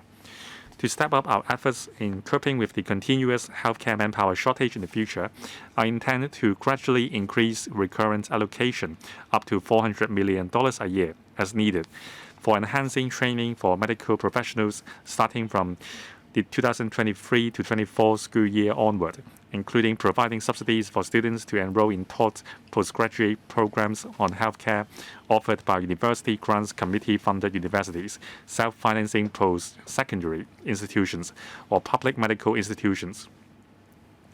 Students who have successfully completed the programs can become medical professionals. Meanwhile, 500 more designated places will be provided under the Study Subsidy Scheme for Designated Professions sectors to provide subsidies for students to take self-financing undergraduate programs on healthcare.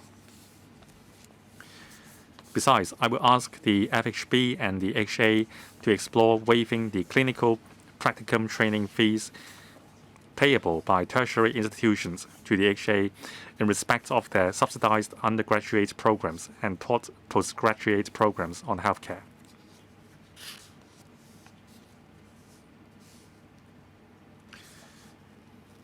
Apart from the earmarked sum of $20 billion as announced in the 2018 policy address, I will set aside another $10 billion for the completion of the works to upgrade and increase the healthcare teaching facilities of the University of Hong Kong, Chinese University of Hong Kong, and Hong Kong Polytechnic University. Upon completion of the proposed facilities, the three universities will have the capacity of coping with about 900 additional healthcare training places. Arts and culture. I will allocate $37 million over the next 6 years to provide professional training for the conservators of the LCSD and those of the Hong Kong Palace Museum, which will be open soon, as well as increase the number of places under the Museum Trainees Conservation Program and the Summer Internship Program. It is expected that the measures will benefit more than 150 people. I will also inject $100 million into the Cantonese Opera Development Fund to further support Cantonese opera practitioners in enhancing their professional standards and pursuing continuous training, with a view to facilitating the long-term development of the Cantonese opera sector. It is expected that the measure will benefit 800 Cantonese opera practitioners. Construction industry. In order to train more new blood and upskill in-service workers, I propose to allocate $1 billion to the Construction Industry Council for supporting manpower training, which includes increasing the training places and the amount of allowance for trades facing labor shortage to attract new entrants and job changers to the industry, and increasing the training places for upgrading semi-skilled construction workers to skilled workers and the amount of allowance. We will also step up efforts to promote the professional image and career prospects of the construction industry in order to attract more young people to join. We established the Center for Excellence for Major Projects Leaders in 2019 with the aim of equipping public officers with a more innovative mindset and enhanced leadership skills for taking forward public works projects. I've set aside $30 million for extending the training of the center to stakeholders outside the government, including projects-related personnel of major public organizations, as well as those working for consultants and contractors engaged in public works projects, with a view to enhancing the overall performance of works projects and jointly taking forward our long-term major development plans. Quality Migrants Admission Scheme. Upon completion of a review of the talents list of Hong Kong under the Quality Migrants Admission Scheme earlier on, the government has added to the list the professions of professionals in compliance and in asset management and financial professionals in environmental, social, and governance, expanded the scope of some existing professions to include experts of medical and healthcare sciences, microelectronics, integrated circuit design, and arts technology, as well as refine the requirements on legal and dispute resolution professionals. This is to complement Hong Kong's policy direction to accord priority to the development of finance, I&T, arts and culture, as well as dispute resolution services in future, and attract more targeted talents to Hong Kong. Vocational and professional education and training. In addition, the government has been actively promoting the development of vocational and professional education and training by providing flexible and diversified pathways for young people with different aspirations and abilities, with view to nurturing talents required for the development of Hong Kong. The Pilot Incentive Scheme to employers and the Pilot International Study Program under the Training and Support Scheme, as well as the Pilot Study Scheme, a Pilot Subsidy Scheme for students of professional part-time programs, have been implemented by the Vocational Training Council, or VTC, to facilitate workplace learning and assessment, broaden learners' horizon, and encourage continuing education among the working population. The government has decided to extend the schemes for 2 years to benefit more trainees. The government is currently reviewing the Diploma Yi Jin subsidy scheme and enhancing the program curriculum. The scheme will be regularized starting from the 2023 to 24 school year to continue supporting secondary 6 school leavers as well as adult learners in securing employment and pursuing further study. Encourage continuing education. To keep on promoting continuing education and encouraging members of the public to pursue self-enhancement, the government will raise the subsidy ceiling of the Continuing Education Fund or CEF from $20,000 to $25,000 per applicant and remove the upper age limit. This new initiative will benefit 760,000 people, more eligible 760,000 more eligible persons, as well as those who have opened a CEF account. Building a livable city, land supply. The current term government adopts a multi-pronged strategy to actively expedite land supply for housing. There has been a steady land supply for private housing developments over the past 5 years, involving around 86,000 units. It is estimated that the overall land supply in year 2021 to 22 can provide about 20,000 units, around 7,000 more than the supply target. Looking ahead, the 2022 to 23 land sale program will comprise a total of 13 residential sites and 4 commercial sites, capable of providing about 8,000 residential units and about 300,000 square meters of commercial floor area, respectively.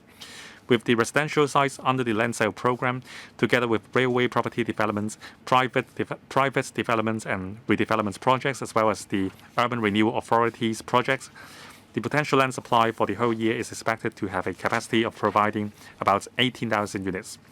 As for land supply for private housing developments in the short to medium term, we will secure approximately 103 hectares of land in the coming 5 years and make available to the market sites for the production of over 57,000 units through land sales or putting up railway property developments for tender. Among such land, nearly 40% comes from NDAs or new town extensions, another 40% from other districts under the government's land sale programs, and the remaining from railway property developments in design stage. The above figures have not taken into account URA projects and other private land development projects. In the coming year, I will introduce various enhancement measures to expedite the process, optimize land use, and promote the application of INT in the construction industry with a view to speeding up the use of land and housing production. Streamline statutory procedures. The Development Bureau is pressing ahead with the review of the land development legislation with a view to streamlining development processes and statutory procedures and hence shortening the time of land creation. We plan to introduce amendment bills into the legislature within this year, hoping that all sectors of the community will support the reform so that the various reclamation works and NDA projects as well as public and private housing projects can be completed as soon as possible. Develop multi-story industrial buildings. With the launch of various large-scale NDA projects, many brownfield operations in the NDAs will inevitably be affected by land resumption. The government has engaged a consultancy firm to conduct a market sounding exercise to gauge market interest. With the benefits of this exercise, the government initially tends to identify sites in Hung Shui Kiu and Yuen Long for the development of multi-story industrial buildings by leveraging market forces. These buildings will be mainly used by logistics and automobile repairing industries and will provide space for other appropriate uses and for brownfield site business operators affected by land resumption. The Development Bureau seeks to sell the first piece of land concerned by public tender next year. Promotes the adoption of innovation and technology in the construction industry. I allocated $1 billion in year 2018 to set up the Construction Innovation and Technology Fund, or the CITF, to boost the capacity of the construction industry to adopt new technology. After operating for more than 3 years, the CITF is delivering results, and I propose to inject another $1.2 billion for its ongoing operation and implementation of enhancement measures launched recently, including expanding the funding scope and increasing the funding ceiling. Besides, I have earmarked $30 million to promote applied R&D as well as the adoption of new materials and innovative construction technologies in public works and the industry in the coming 3 years, with a view to enhancing the overall productivity and performance of the construction industry. Further encourage the adoption of modular integrated construction method. Modular integrated construction, or MIC, helps substantially shorten construction time, address the problem of manpower shortage in the industry, and reduce the environmental impacts brought by construction works. To expedite housing supply, the government will introduce more concessionary measures to encourage the adoption of MIC, including increasing the concession of floor area from the current 6% to 10% and providing corresponding site coverage concession as well as well as supporting applications for exceeding building height limits due to increase in floor area caused by the adoption of MIC. The government will put the above measures in place in the middle of this year. Housing supply. The government has identified some 350 hectares of land for the provision of about 330,000 public housing units to meet the demand for about 301,000 public housing units in the next 10 years. Of these 330,000 units, about one-third are scheduled for completion in the first 5-year period, with the remaining in the second 5-year period. On private housing, it's estimated that the completion of private residential units will average over 19,000 units annually in the 5 years from 2022 onward, representing an increase of about 14% over the annual average of the past 5 years.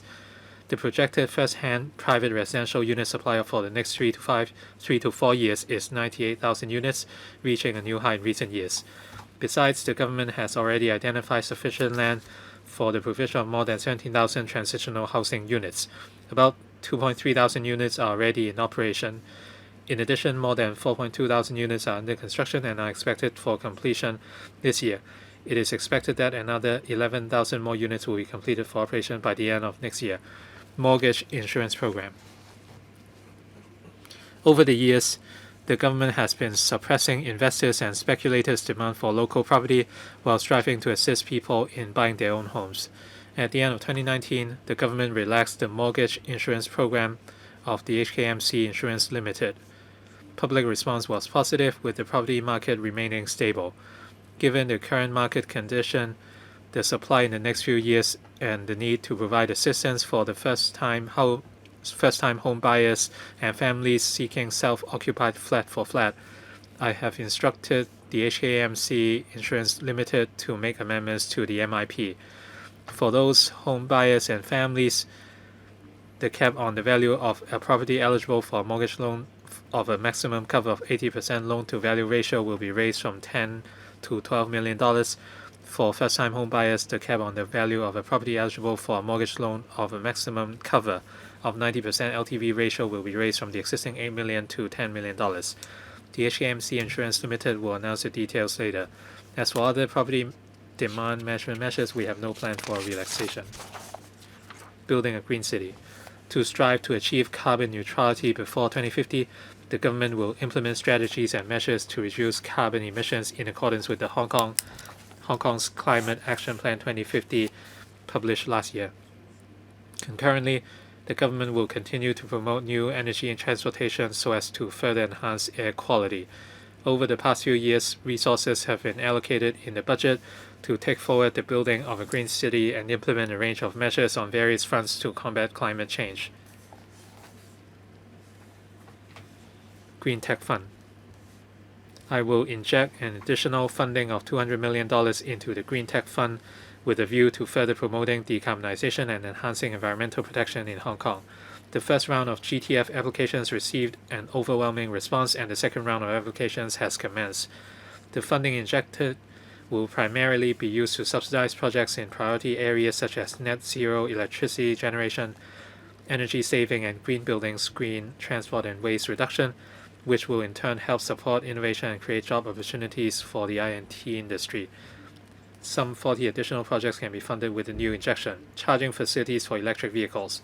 The government launched the $2 billion EV charging at home subsidy scheme in October 2020 to promote the installation of EV charging enabling infrastructure in car parks of existing private residential buildings. Given the overwhelming response, we will inject an additional sum of $1.5 billion to extend the scheme for 4 years to the 2027 to 28 financial year. The scheme will support the installation of EV charging enabling infrastructure for a total of about 140,000 parking spaces in some 100 existing private residential buildings, accounting for about half of the eligible parking spaces in Hong Kong. The government is preparing to gradually convert some existing petrol or liquefied petroleum gas filling stations into quick charging stations so as to support the provision of charging services for more diverse types of vehicles.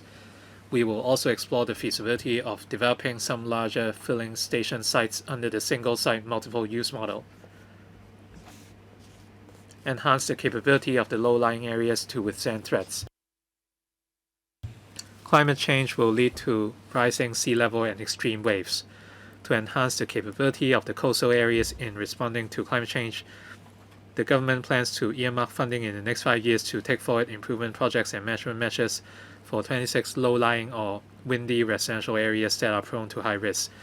We will also commence strategic studies on coastal management with a view to providing guidelines on planning and land use, as well as formulating the related long-term strategies and preventive measures. In addition, we will seek funding approval of about $8.4 billion this year for carrying out drainage improvement works in various districts to enhance the flood control capability. Quality living. In order that Hong Kong people and tourists can enjoy the diverse cultural heritage, the beauty of the harbourfront, and the enhanced cultural, sports, and recreational facilities in Hong Kong, we will take forward our work in the following areas. Enhanced harbourfront. The current term government has allocated $6.5 billion for developing new harbourfront promenades and open space, as well as improving harbourfront facilities. In 2021, a total of 13 new harbourfront sites, including the harbour steps at Wan Chai Harbourfront, were opened, providing the public with more well-connected open space in close proximity to the Victoria Harbour and giving them a variety of water-friendly experience. In the coming year, we will continue to adopt the incremental approach in taking forward our plans to open the Hoi Sham Park extension in Kowloon City and the first section of the promenade under private development in the Kai Tak former runway area. This will extend the Victoria Harbour Promenade by 1 kilometer to a total length of 26 kilometers. Sports development.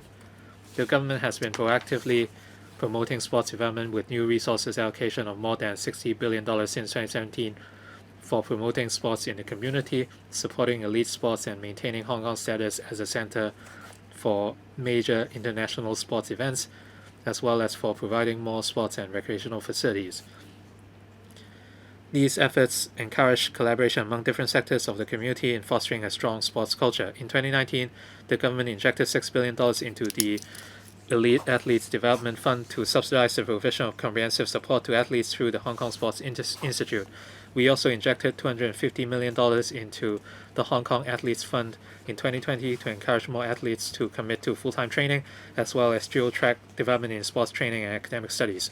I'm delighted to see that Hong Kong athletes achieve outstanding and encouraging results in international sports events last year, and I hope more young people in Hong Kong will pursue a career in sports, develop their potential, and bring glory to Hong Kong. Besides, we are pressing ahead with the Kai Tak Sports Park project, which is scheduled for completion by the end of next year. We are also proactively implementing the $20 billion 5-year plan for sports and recreational facilities and taking forward the construction and upgrading of community sports and recreational facilities. Meanwhile, we are progressively carrying out the 5-year plan to transform the public play spaces managed by the LCSD. Cultural facilities. As announced in the 2018-19 budget, the government would set aside $20 billion for the improvement and development of cultural facilities in the following 10 years. We plan to seek funding approval this year to take forward the main works of a cultural center in Fanling, the construction of Yamate Theatre Phase 2, as well as the main works of the leisure and cultural complex at Tin Yip Road, Tin Shui Wai Project Phase 1. Community Arts Scheme. Popularization of arts can enrich people's quality of life. Starting from the 2024-25 financial year, I will allocate $20 million per year to regularize the LCSD's Community Arts Scheme with the aim of providing more opportunities for members of the public to take part in arts and cultural activities, thereby promoting the integration of arts into our community. Over the past decade or so, we have allocated a total of $2.4 billion for the Revitalizing Historic Buildings Through Partnership Scheme, under which 19 historic building conservation projects have been launched so far. Through the Financial Assistance for Maintenance Scheme on Built Heritage, we have also assisted private owners in carrying out proper maintenance works for 71 historic buildings. Moreover, we are committed to enhancing public awareness of conservation of historic buildings and supporting relevant academic research. The Built Heritage Conservation Fund has subsidized many successful revitalization projects, such as Tile Heritage Hotel, Lui Seng Chun, and Yao Chung Yi Academy since its establishment. These revitalization projects have become local highlights, attracting many people to visit during leisure time. They also enhance Hong Kong's appeal as a tourist destination, and many of them have won international awards for heritage conservation. I propose to earmark an additional funding of $1 billion for the fund with a view to further promoting the conservation of heritage and historic buildings, caring and inclusion. We will continue to strengthen community and residential care services as well as social work services to support the elderly, persons with disabilities, and children, involving an additional annual expenditure of over $1.9 billion. On residential care services, we will regularize 3 pilot schemes, namely the pilot scheme on multidisciplinary outreaching support teams for the elderly, the pilot scheme on residential care service voucher for the elderly, and the pilot scheme on professional outreaching teams for private residential care homes for persons with disabilities. We will also allocate additional resources to upgrade the standard of EA2 homes under the enhanced birthplace scheme. On community care services, we will regularize the pilot scheme on home care and support for elderly persons with mild impairment and the speech therapy service of the enhanced home and community care services so as to help the elderly in need age in place. On the provision of additional welfare facilities, we will set up 7 contract residential care homes in the multi-welfare services complex, which is near completion at Kutong North NDA, as well as a new contract residential care home under the development project at Queens Hill in Fanling. In addition, a neighborhood elderly center, a special child care center, and an early education and training center will also be set up in Area 54, Tuen Mun, to provide community support and training services for the elderly, carers of elderly persons, and children with special needs in the area. We will also regularize a pilot scheme on social work service for pre-primary institutions to facilitate early identification of and provision of assistance to pre-primary children and their families with welfare needs. Moreover, persons with disabilities receiving subsidized residential care and community rehabilitation services will be provided with soft meals from October this year onwards to cater for the needs of users with a swallowing problem. Neighborhood Support Childcare Project. Under the Neighborhood Support Childcare Project launched in 2008, service operators recruit child carers to provide families in their neighborhood with flexible day child care services at home as a way to foster the spirit of mutual help in the community.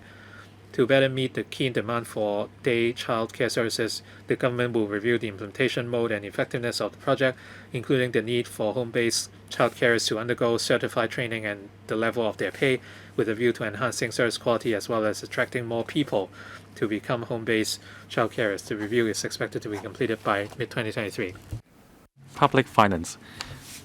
The current term government has all along been adhering to the principles of exercising fiscal prudence, keeping expenditure within the limits of revenue, and committing resources as and when justified and needed in public finance management.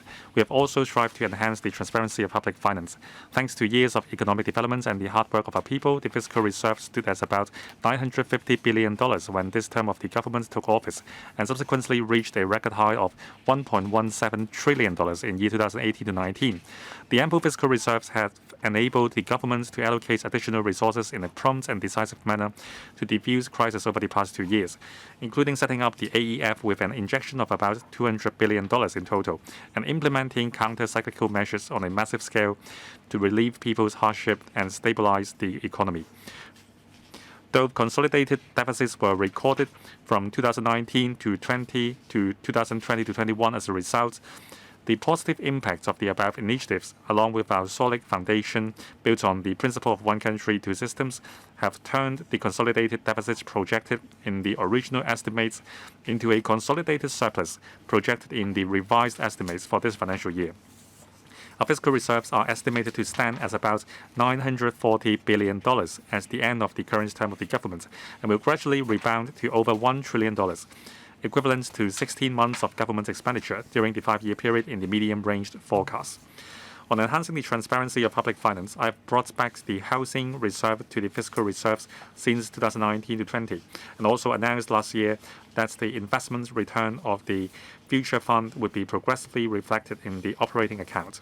These measures will allow one to have a full grasp of the government's fiscal strength and help maintain our financial stability.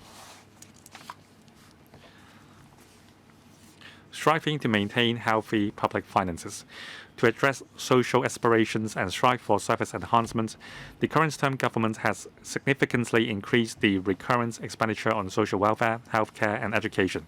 Based on the revised estimates for the current financial year, the overall cumulative increase in the recurrent expenditure in these three areas will exceed 40%, or close to $85 billion in dollar terms. In view of the very substantial increase in the recurrent expenditure from $361.8 billion in year 2017 to 18 to over $510 billion in the original estimates for this year, I emphasized last year that government expenditure should enter a consolidation period. I also announced an expenditure reduction program, under which government departments were required to cut recurrent expenditure by 1% without affecting livelihood-related spending. Given the lasting effects of the recurrent expenditure reduction, we will not roll out any further expenditure reduction program this year. Otherwise, the cumulative impact may disrupt developmental operations and in turn affect the delivery of public services. We will, however, continue to examine carefully any new initiatives that will incur recurrent expenditure and strictly control the growth of the civil service, so as to ensure that our long-term financial commitments are commensurate with the increase in our revenue. The current term government actively promotes the government green bond program. Given that green bonds are issued to finance certified green projects and our commitments not to use the proceeds for meeting operating expenditure, they are widely accepted by investors. The issuance of green bonds will not undermine our fiscal discipline, but can relieve the government's fiscal pressure arising from the need to meet capital expenditure with existing resources, and hence further reinforce the confidence in our public finances. Increasing revenue. Hong Kong is an open economy with a relatively narrow tax base. Our revenue is susceptible to changes in the economic environment. To maintain healthy public finances, we follow the principle of keeping expenditure within the limits of revenue to ensure that the growth of expenditure is commensurate with economic growth. We also need to maintain the development and vibrancy of Hong Kong's economy and identify new areas of growth with a view to increasing revenue. Our simple and low tax regime, one of the cornerstones of our success in maintaining Hong Kong's competitiveness, is of utmost importance in bolstering our competitive edge. It is also closely related to our economy and people's livelihood. On the other hand, owing to the implementation of various policy objectives, enhancement of services, and an increase in investments in various areas of the community pursued by the current term of the government, public expenditure will remain at a relatively higher level. Our anti-epidemic efforts and the relief measures implemented in the past 2 years have also incurred additional expenditure. Given that government revenue should be commensurate with its expenditure, we need to implement measures to increase revenue without affecting people's livelihood, so that we can broaden our revenue sources while maintaining a policy of low tax rates in Hong Kong. In last year's budget, I proposed to raise the rate of stamp duty on stock transfers as a measure to help increase government revenue in the short run. However, with the outbreak of the fifth wave of the epidemic, businesses and individuals are generally under considerable financial pressure. Having regard to the current economic situation, I believe that this is still not the appropriate time to revise the rates of profits tax and salaries tax, which are major sources of revenue. We anticipate that a deficit will still be recorded in year 2022-23. In the medium term, with the implementation in 2023 of the international tax reform proposals drawn up by the Organization for Economic Cooperation and Development, or OECD, the introduction of a global minimum tax rate may help increase revenue from profits tax. I also propose to introduce a progressive rating system for domestic properties to reflect the affordable users pay principle. I will elaborate on these two measures in the latter part of the budget. Taking into account these new revenue streams, we expect that the government will start to achieve fiscal balance beginning from year 2023 to 24.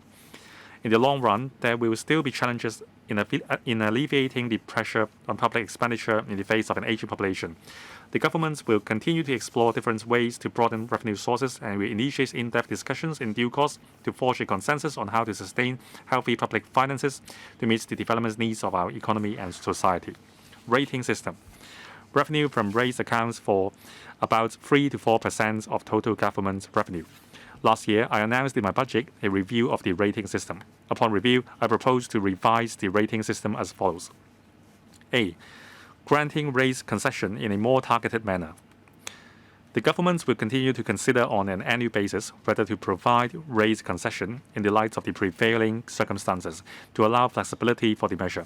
In addition, in view of the public concern over the multiple rates concession received by owners with multiple domestic properties under the current rates concession mechanism, we propose that for future rates concession for domestic properties, only those eligible owners who are natural persons can apply for rates concession for one domestic property under their name. Taking the rates concession ceiling of year 2022-23 as a reference, the new arrangement can save around $3.1 billion for the government when a one-off rates concession is implemented in the future. And B. Introducing a progressive rating system for domestic properties. For domestic properties with rateable value of $550,000 or below, it is proposed that rates be charged at the present level of 5% of the rateable value. For domestic properties with rateable value over $550,000, it is proposed that rates be charged at 5% of the rateable value on the first $550,000 and at 8% of the rateable value on the next $250,000, and then at 12% on rateable value exceeding $800,000. This can better reflect the affordable users pay principle. It is expected that about 42,000 domestic properties will be affected, accounting for around 2% of the total number of private domestic properties, with an increase of about $760 million in government revenue each year. The above revisions to the rating system will involve significant modifications on the IT system of the Rating and Valuation Department. The government will implement the above revision proposals in phases. The proposal regarding rates concession for domestic properties will be rolled out in the first phase in year 2023-24, whereas the proposed progressive rating system for domestic properties will be introduced in the second phase in year 2024 and 25. The government will in due course consult the electrical panel on financial affairs on the outcome of the rating system review, the details and the implementation timetable of the proposals. New international tax standards. Last year, Hong Kong, together with more than 130 jurisdictions across the globe, pledged to implement the international tax reform proposals drawn up by the OECD to address base erosion and profit shifting, abbreviated as BEPS 2.0. As the global minimum effective tax rate under BEPS 2.0 only targets large multinational enterprise, or MNE, groups with global turnover of at least 750 million euros, it will not affect local SMEs. The government has been exchanging views with the affected MNEs on matters relating to the implementation of BEPS 2.0 and reaffirmed that we would preserve the advantages of Hong Kong's tax regime in terms of its simplicity, certainty, and transparency, maintain the territorial source principle of taxation, as well as minimize the compliance burden on MNEs when implementing BEPS 2.0. The government will maintain communication with the relevant MNEs to enable them to familiarize with the new tax rules as soon as possible. We plan to submit a legislative proposal to the LegCo in the second half of this year to implement the global minimum tax rate and other relevant requirements in accordance with the international consensus. At the same time, we will consider introducing a domestic minimum top-up tax with regard to the aforesaid MNEs, starting from the year of assessment 2024-25, to ensure that the effective tax rates reach the global minimum effective tax rates of 15%, so as to safeguard Hong Kong's taxing rights. Based on our rough estimates, the domestic minimum top-up tax will involve an amount of about 15 billion Hong Kong dollars per year. Revised estimates for year 2021-22. The 2021-22 revised estimates on government's revenue is $682.7 billion, higher than the original estimates by 15.5% or $91.8 billion. This is mainly because revenues from land premium and profits tax are higher than the estimates by $43.5 billion and $32.4 billion, respectively. As for government expenditure, the revised estimate is $699 billion, 4% or $28.8 billion lower than the original estimate. This is mainly because the operating expenditure is $18.8 billion lower than the estimates.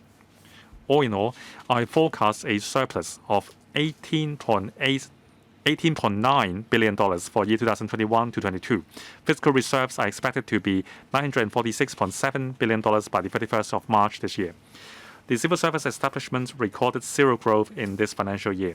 Departments have enhanced effectiveness and efficiency through prioritization, internal redeployments, and streamlining of work processes so that the workload can be handled even without increase in the civil service establishments. Estimates for year 2022-23. The major policy initiatives announced in the 2021 policy address involve an operating expenditure of about $10.4 billion and a capital expenditure of $4.7 billion. I will ensure that adequate resources are provided to fully support the launch of these initiatives. Total government's revenue for year 2022-23 is estimated to be $715.9 billion. Earnings and profits tax is estimated to be $251.1 billion, increasing by 3.3% over the revised estimates for year 2021-22. Having regard to the land sale program and the land supply targets of year 2022-23, revenue from land premium is estimated to be $120 billion, decreasing by 15% compared with the revised estimates for 2021-22.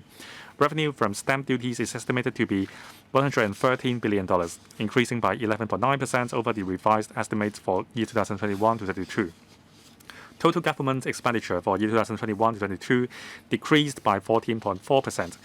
With its share in nominal GDP projected to drop from the peak of 30% in year 2020-21 to 24.4%. Total government expenditure for year 2022 and 23 will increase by 15.5% to $807.3 billion. Public expenditure will continue to account for about 24.9% of GDP on average during the 5-year period up to 2026 to 27 in the MRF. The recurrent expenditure of the current term government increased from $361.8 billion in year 2017-18 to $467.1 billion in year 2020-21, representing an increase of nearly 30%. Of this, expenditure on education, social welfare, and healthcare, which are the three policy areas closely related to people's livelihood, accounts for about 58%. In year 2022-23, the estimated recurrent expenditure on education, social welfare, and healthcare accounts for 60%, or $341.6 billion.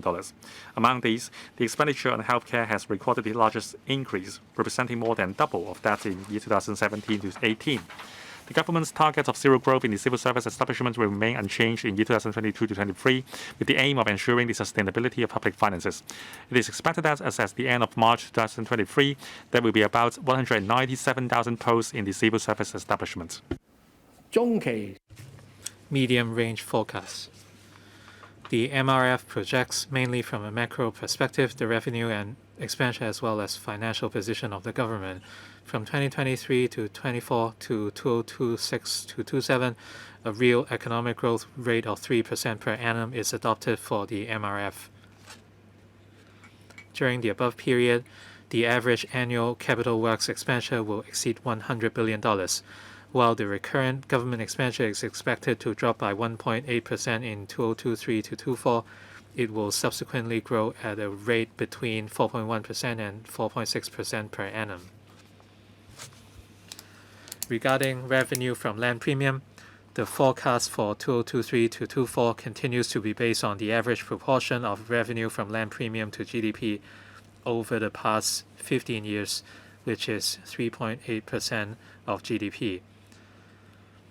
I also assume that the growth rate of revenue from profits tax and other taxes will correspond to the economic growth rate in the next few years. In addition, the MRF reflects the bringing back of the investment return of the future fund and the proceeds of the government green bond program. Based on the above assumptions and arrangements, I forecast a deficit in the operating account in 2022-23, which will turn into a surplus in 2023-24.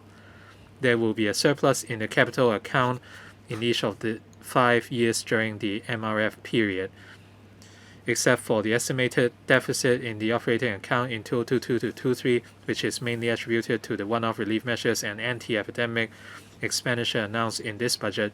There will be a surplus in the subsequent 4 years.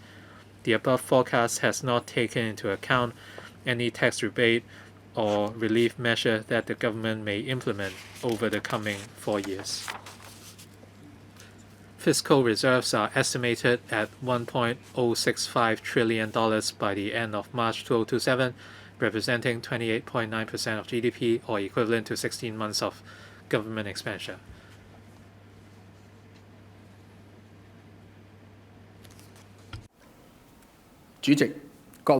Mr. President, members, Hong Kong is currently experiencing its hardest time in the fight against the epidemic, and we are facing enormous challenges. Yet, we do have great strength and staunch support to ride out the storm.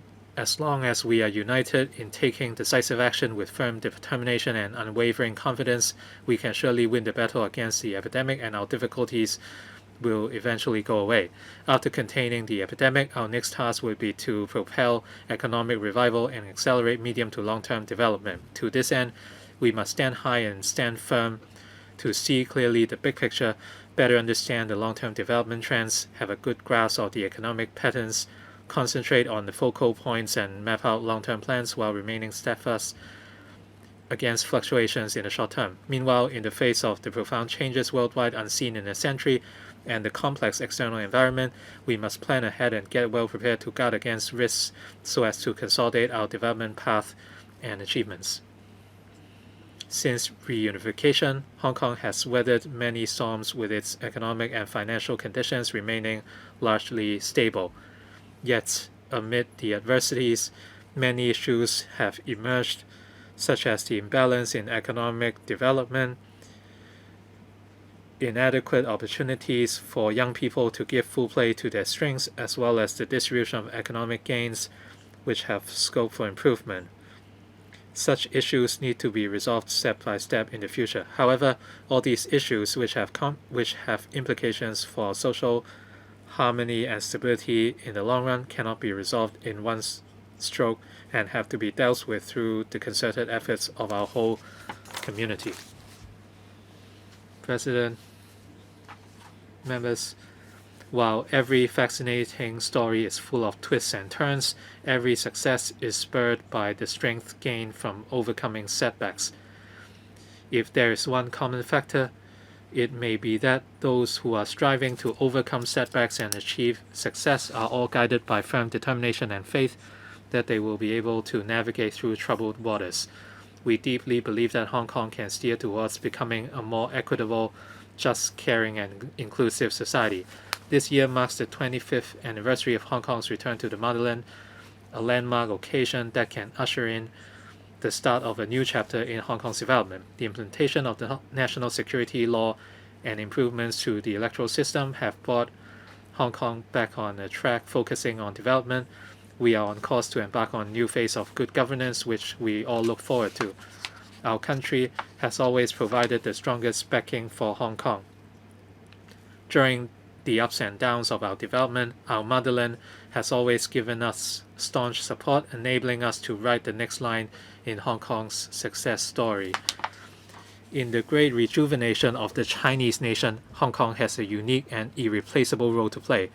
On the back of our country's sustained and steady development, Hong Kong has a bright and promising future under one country, two systems. We share the same dream with our country. Together and united, we can build a better home with courage, wisdom, confidence, and action. Thank you.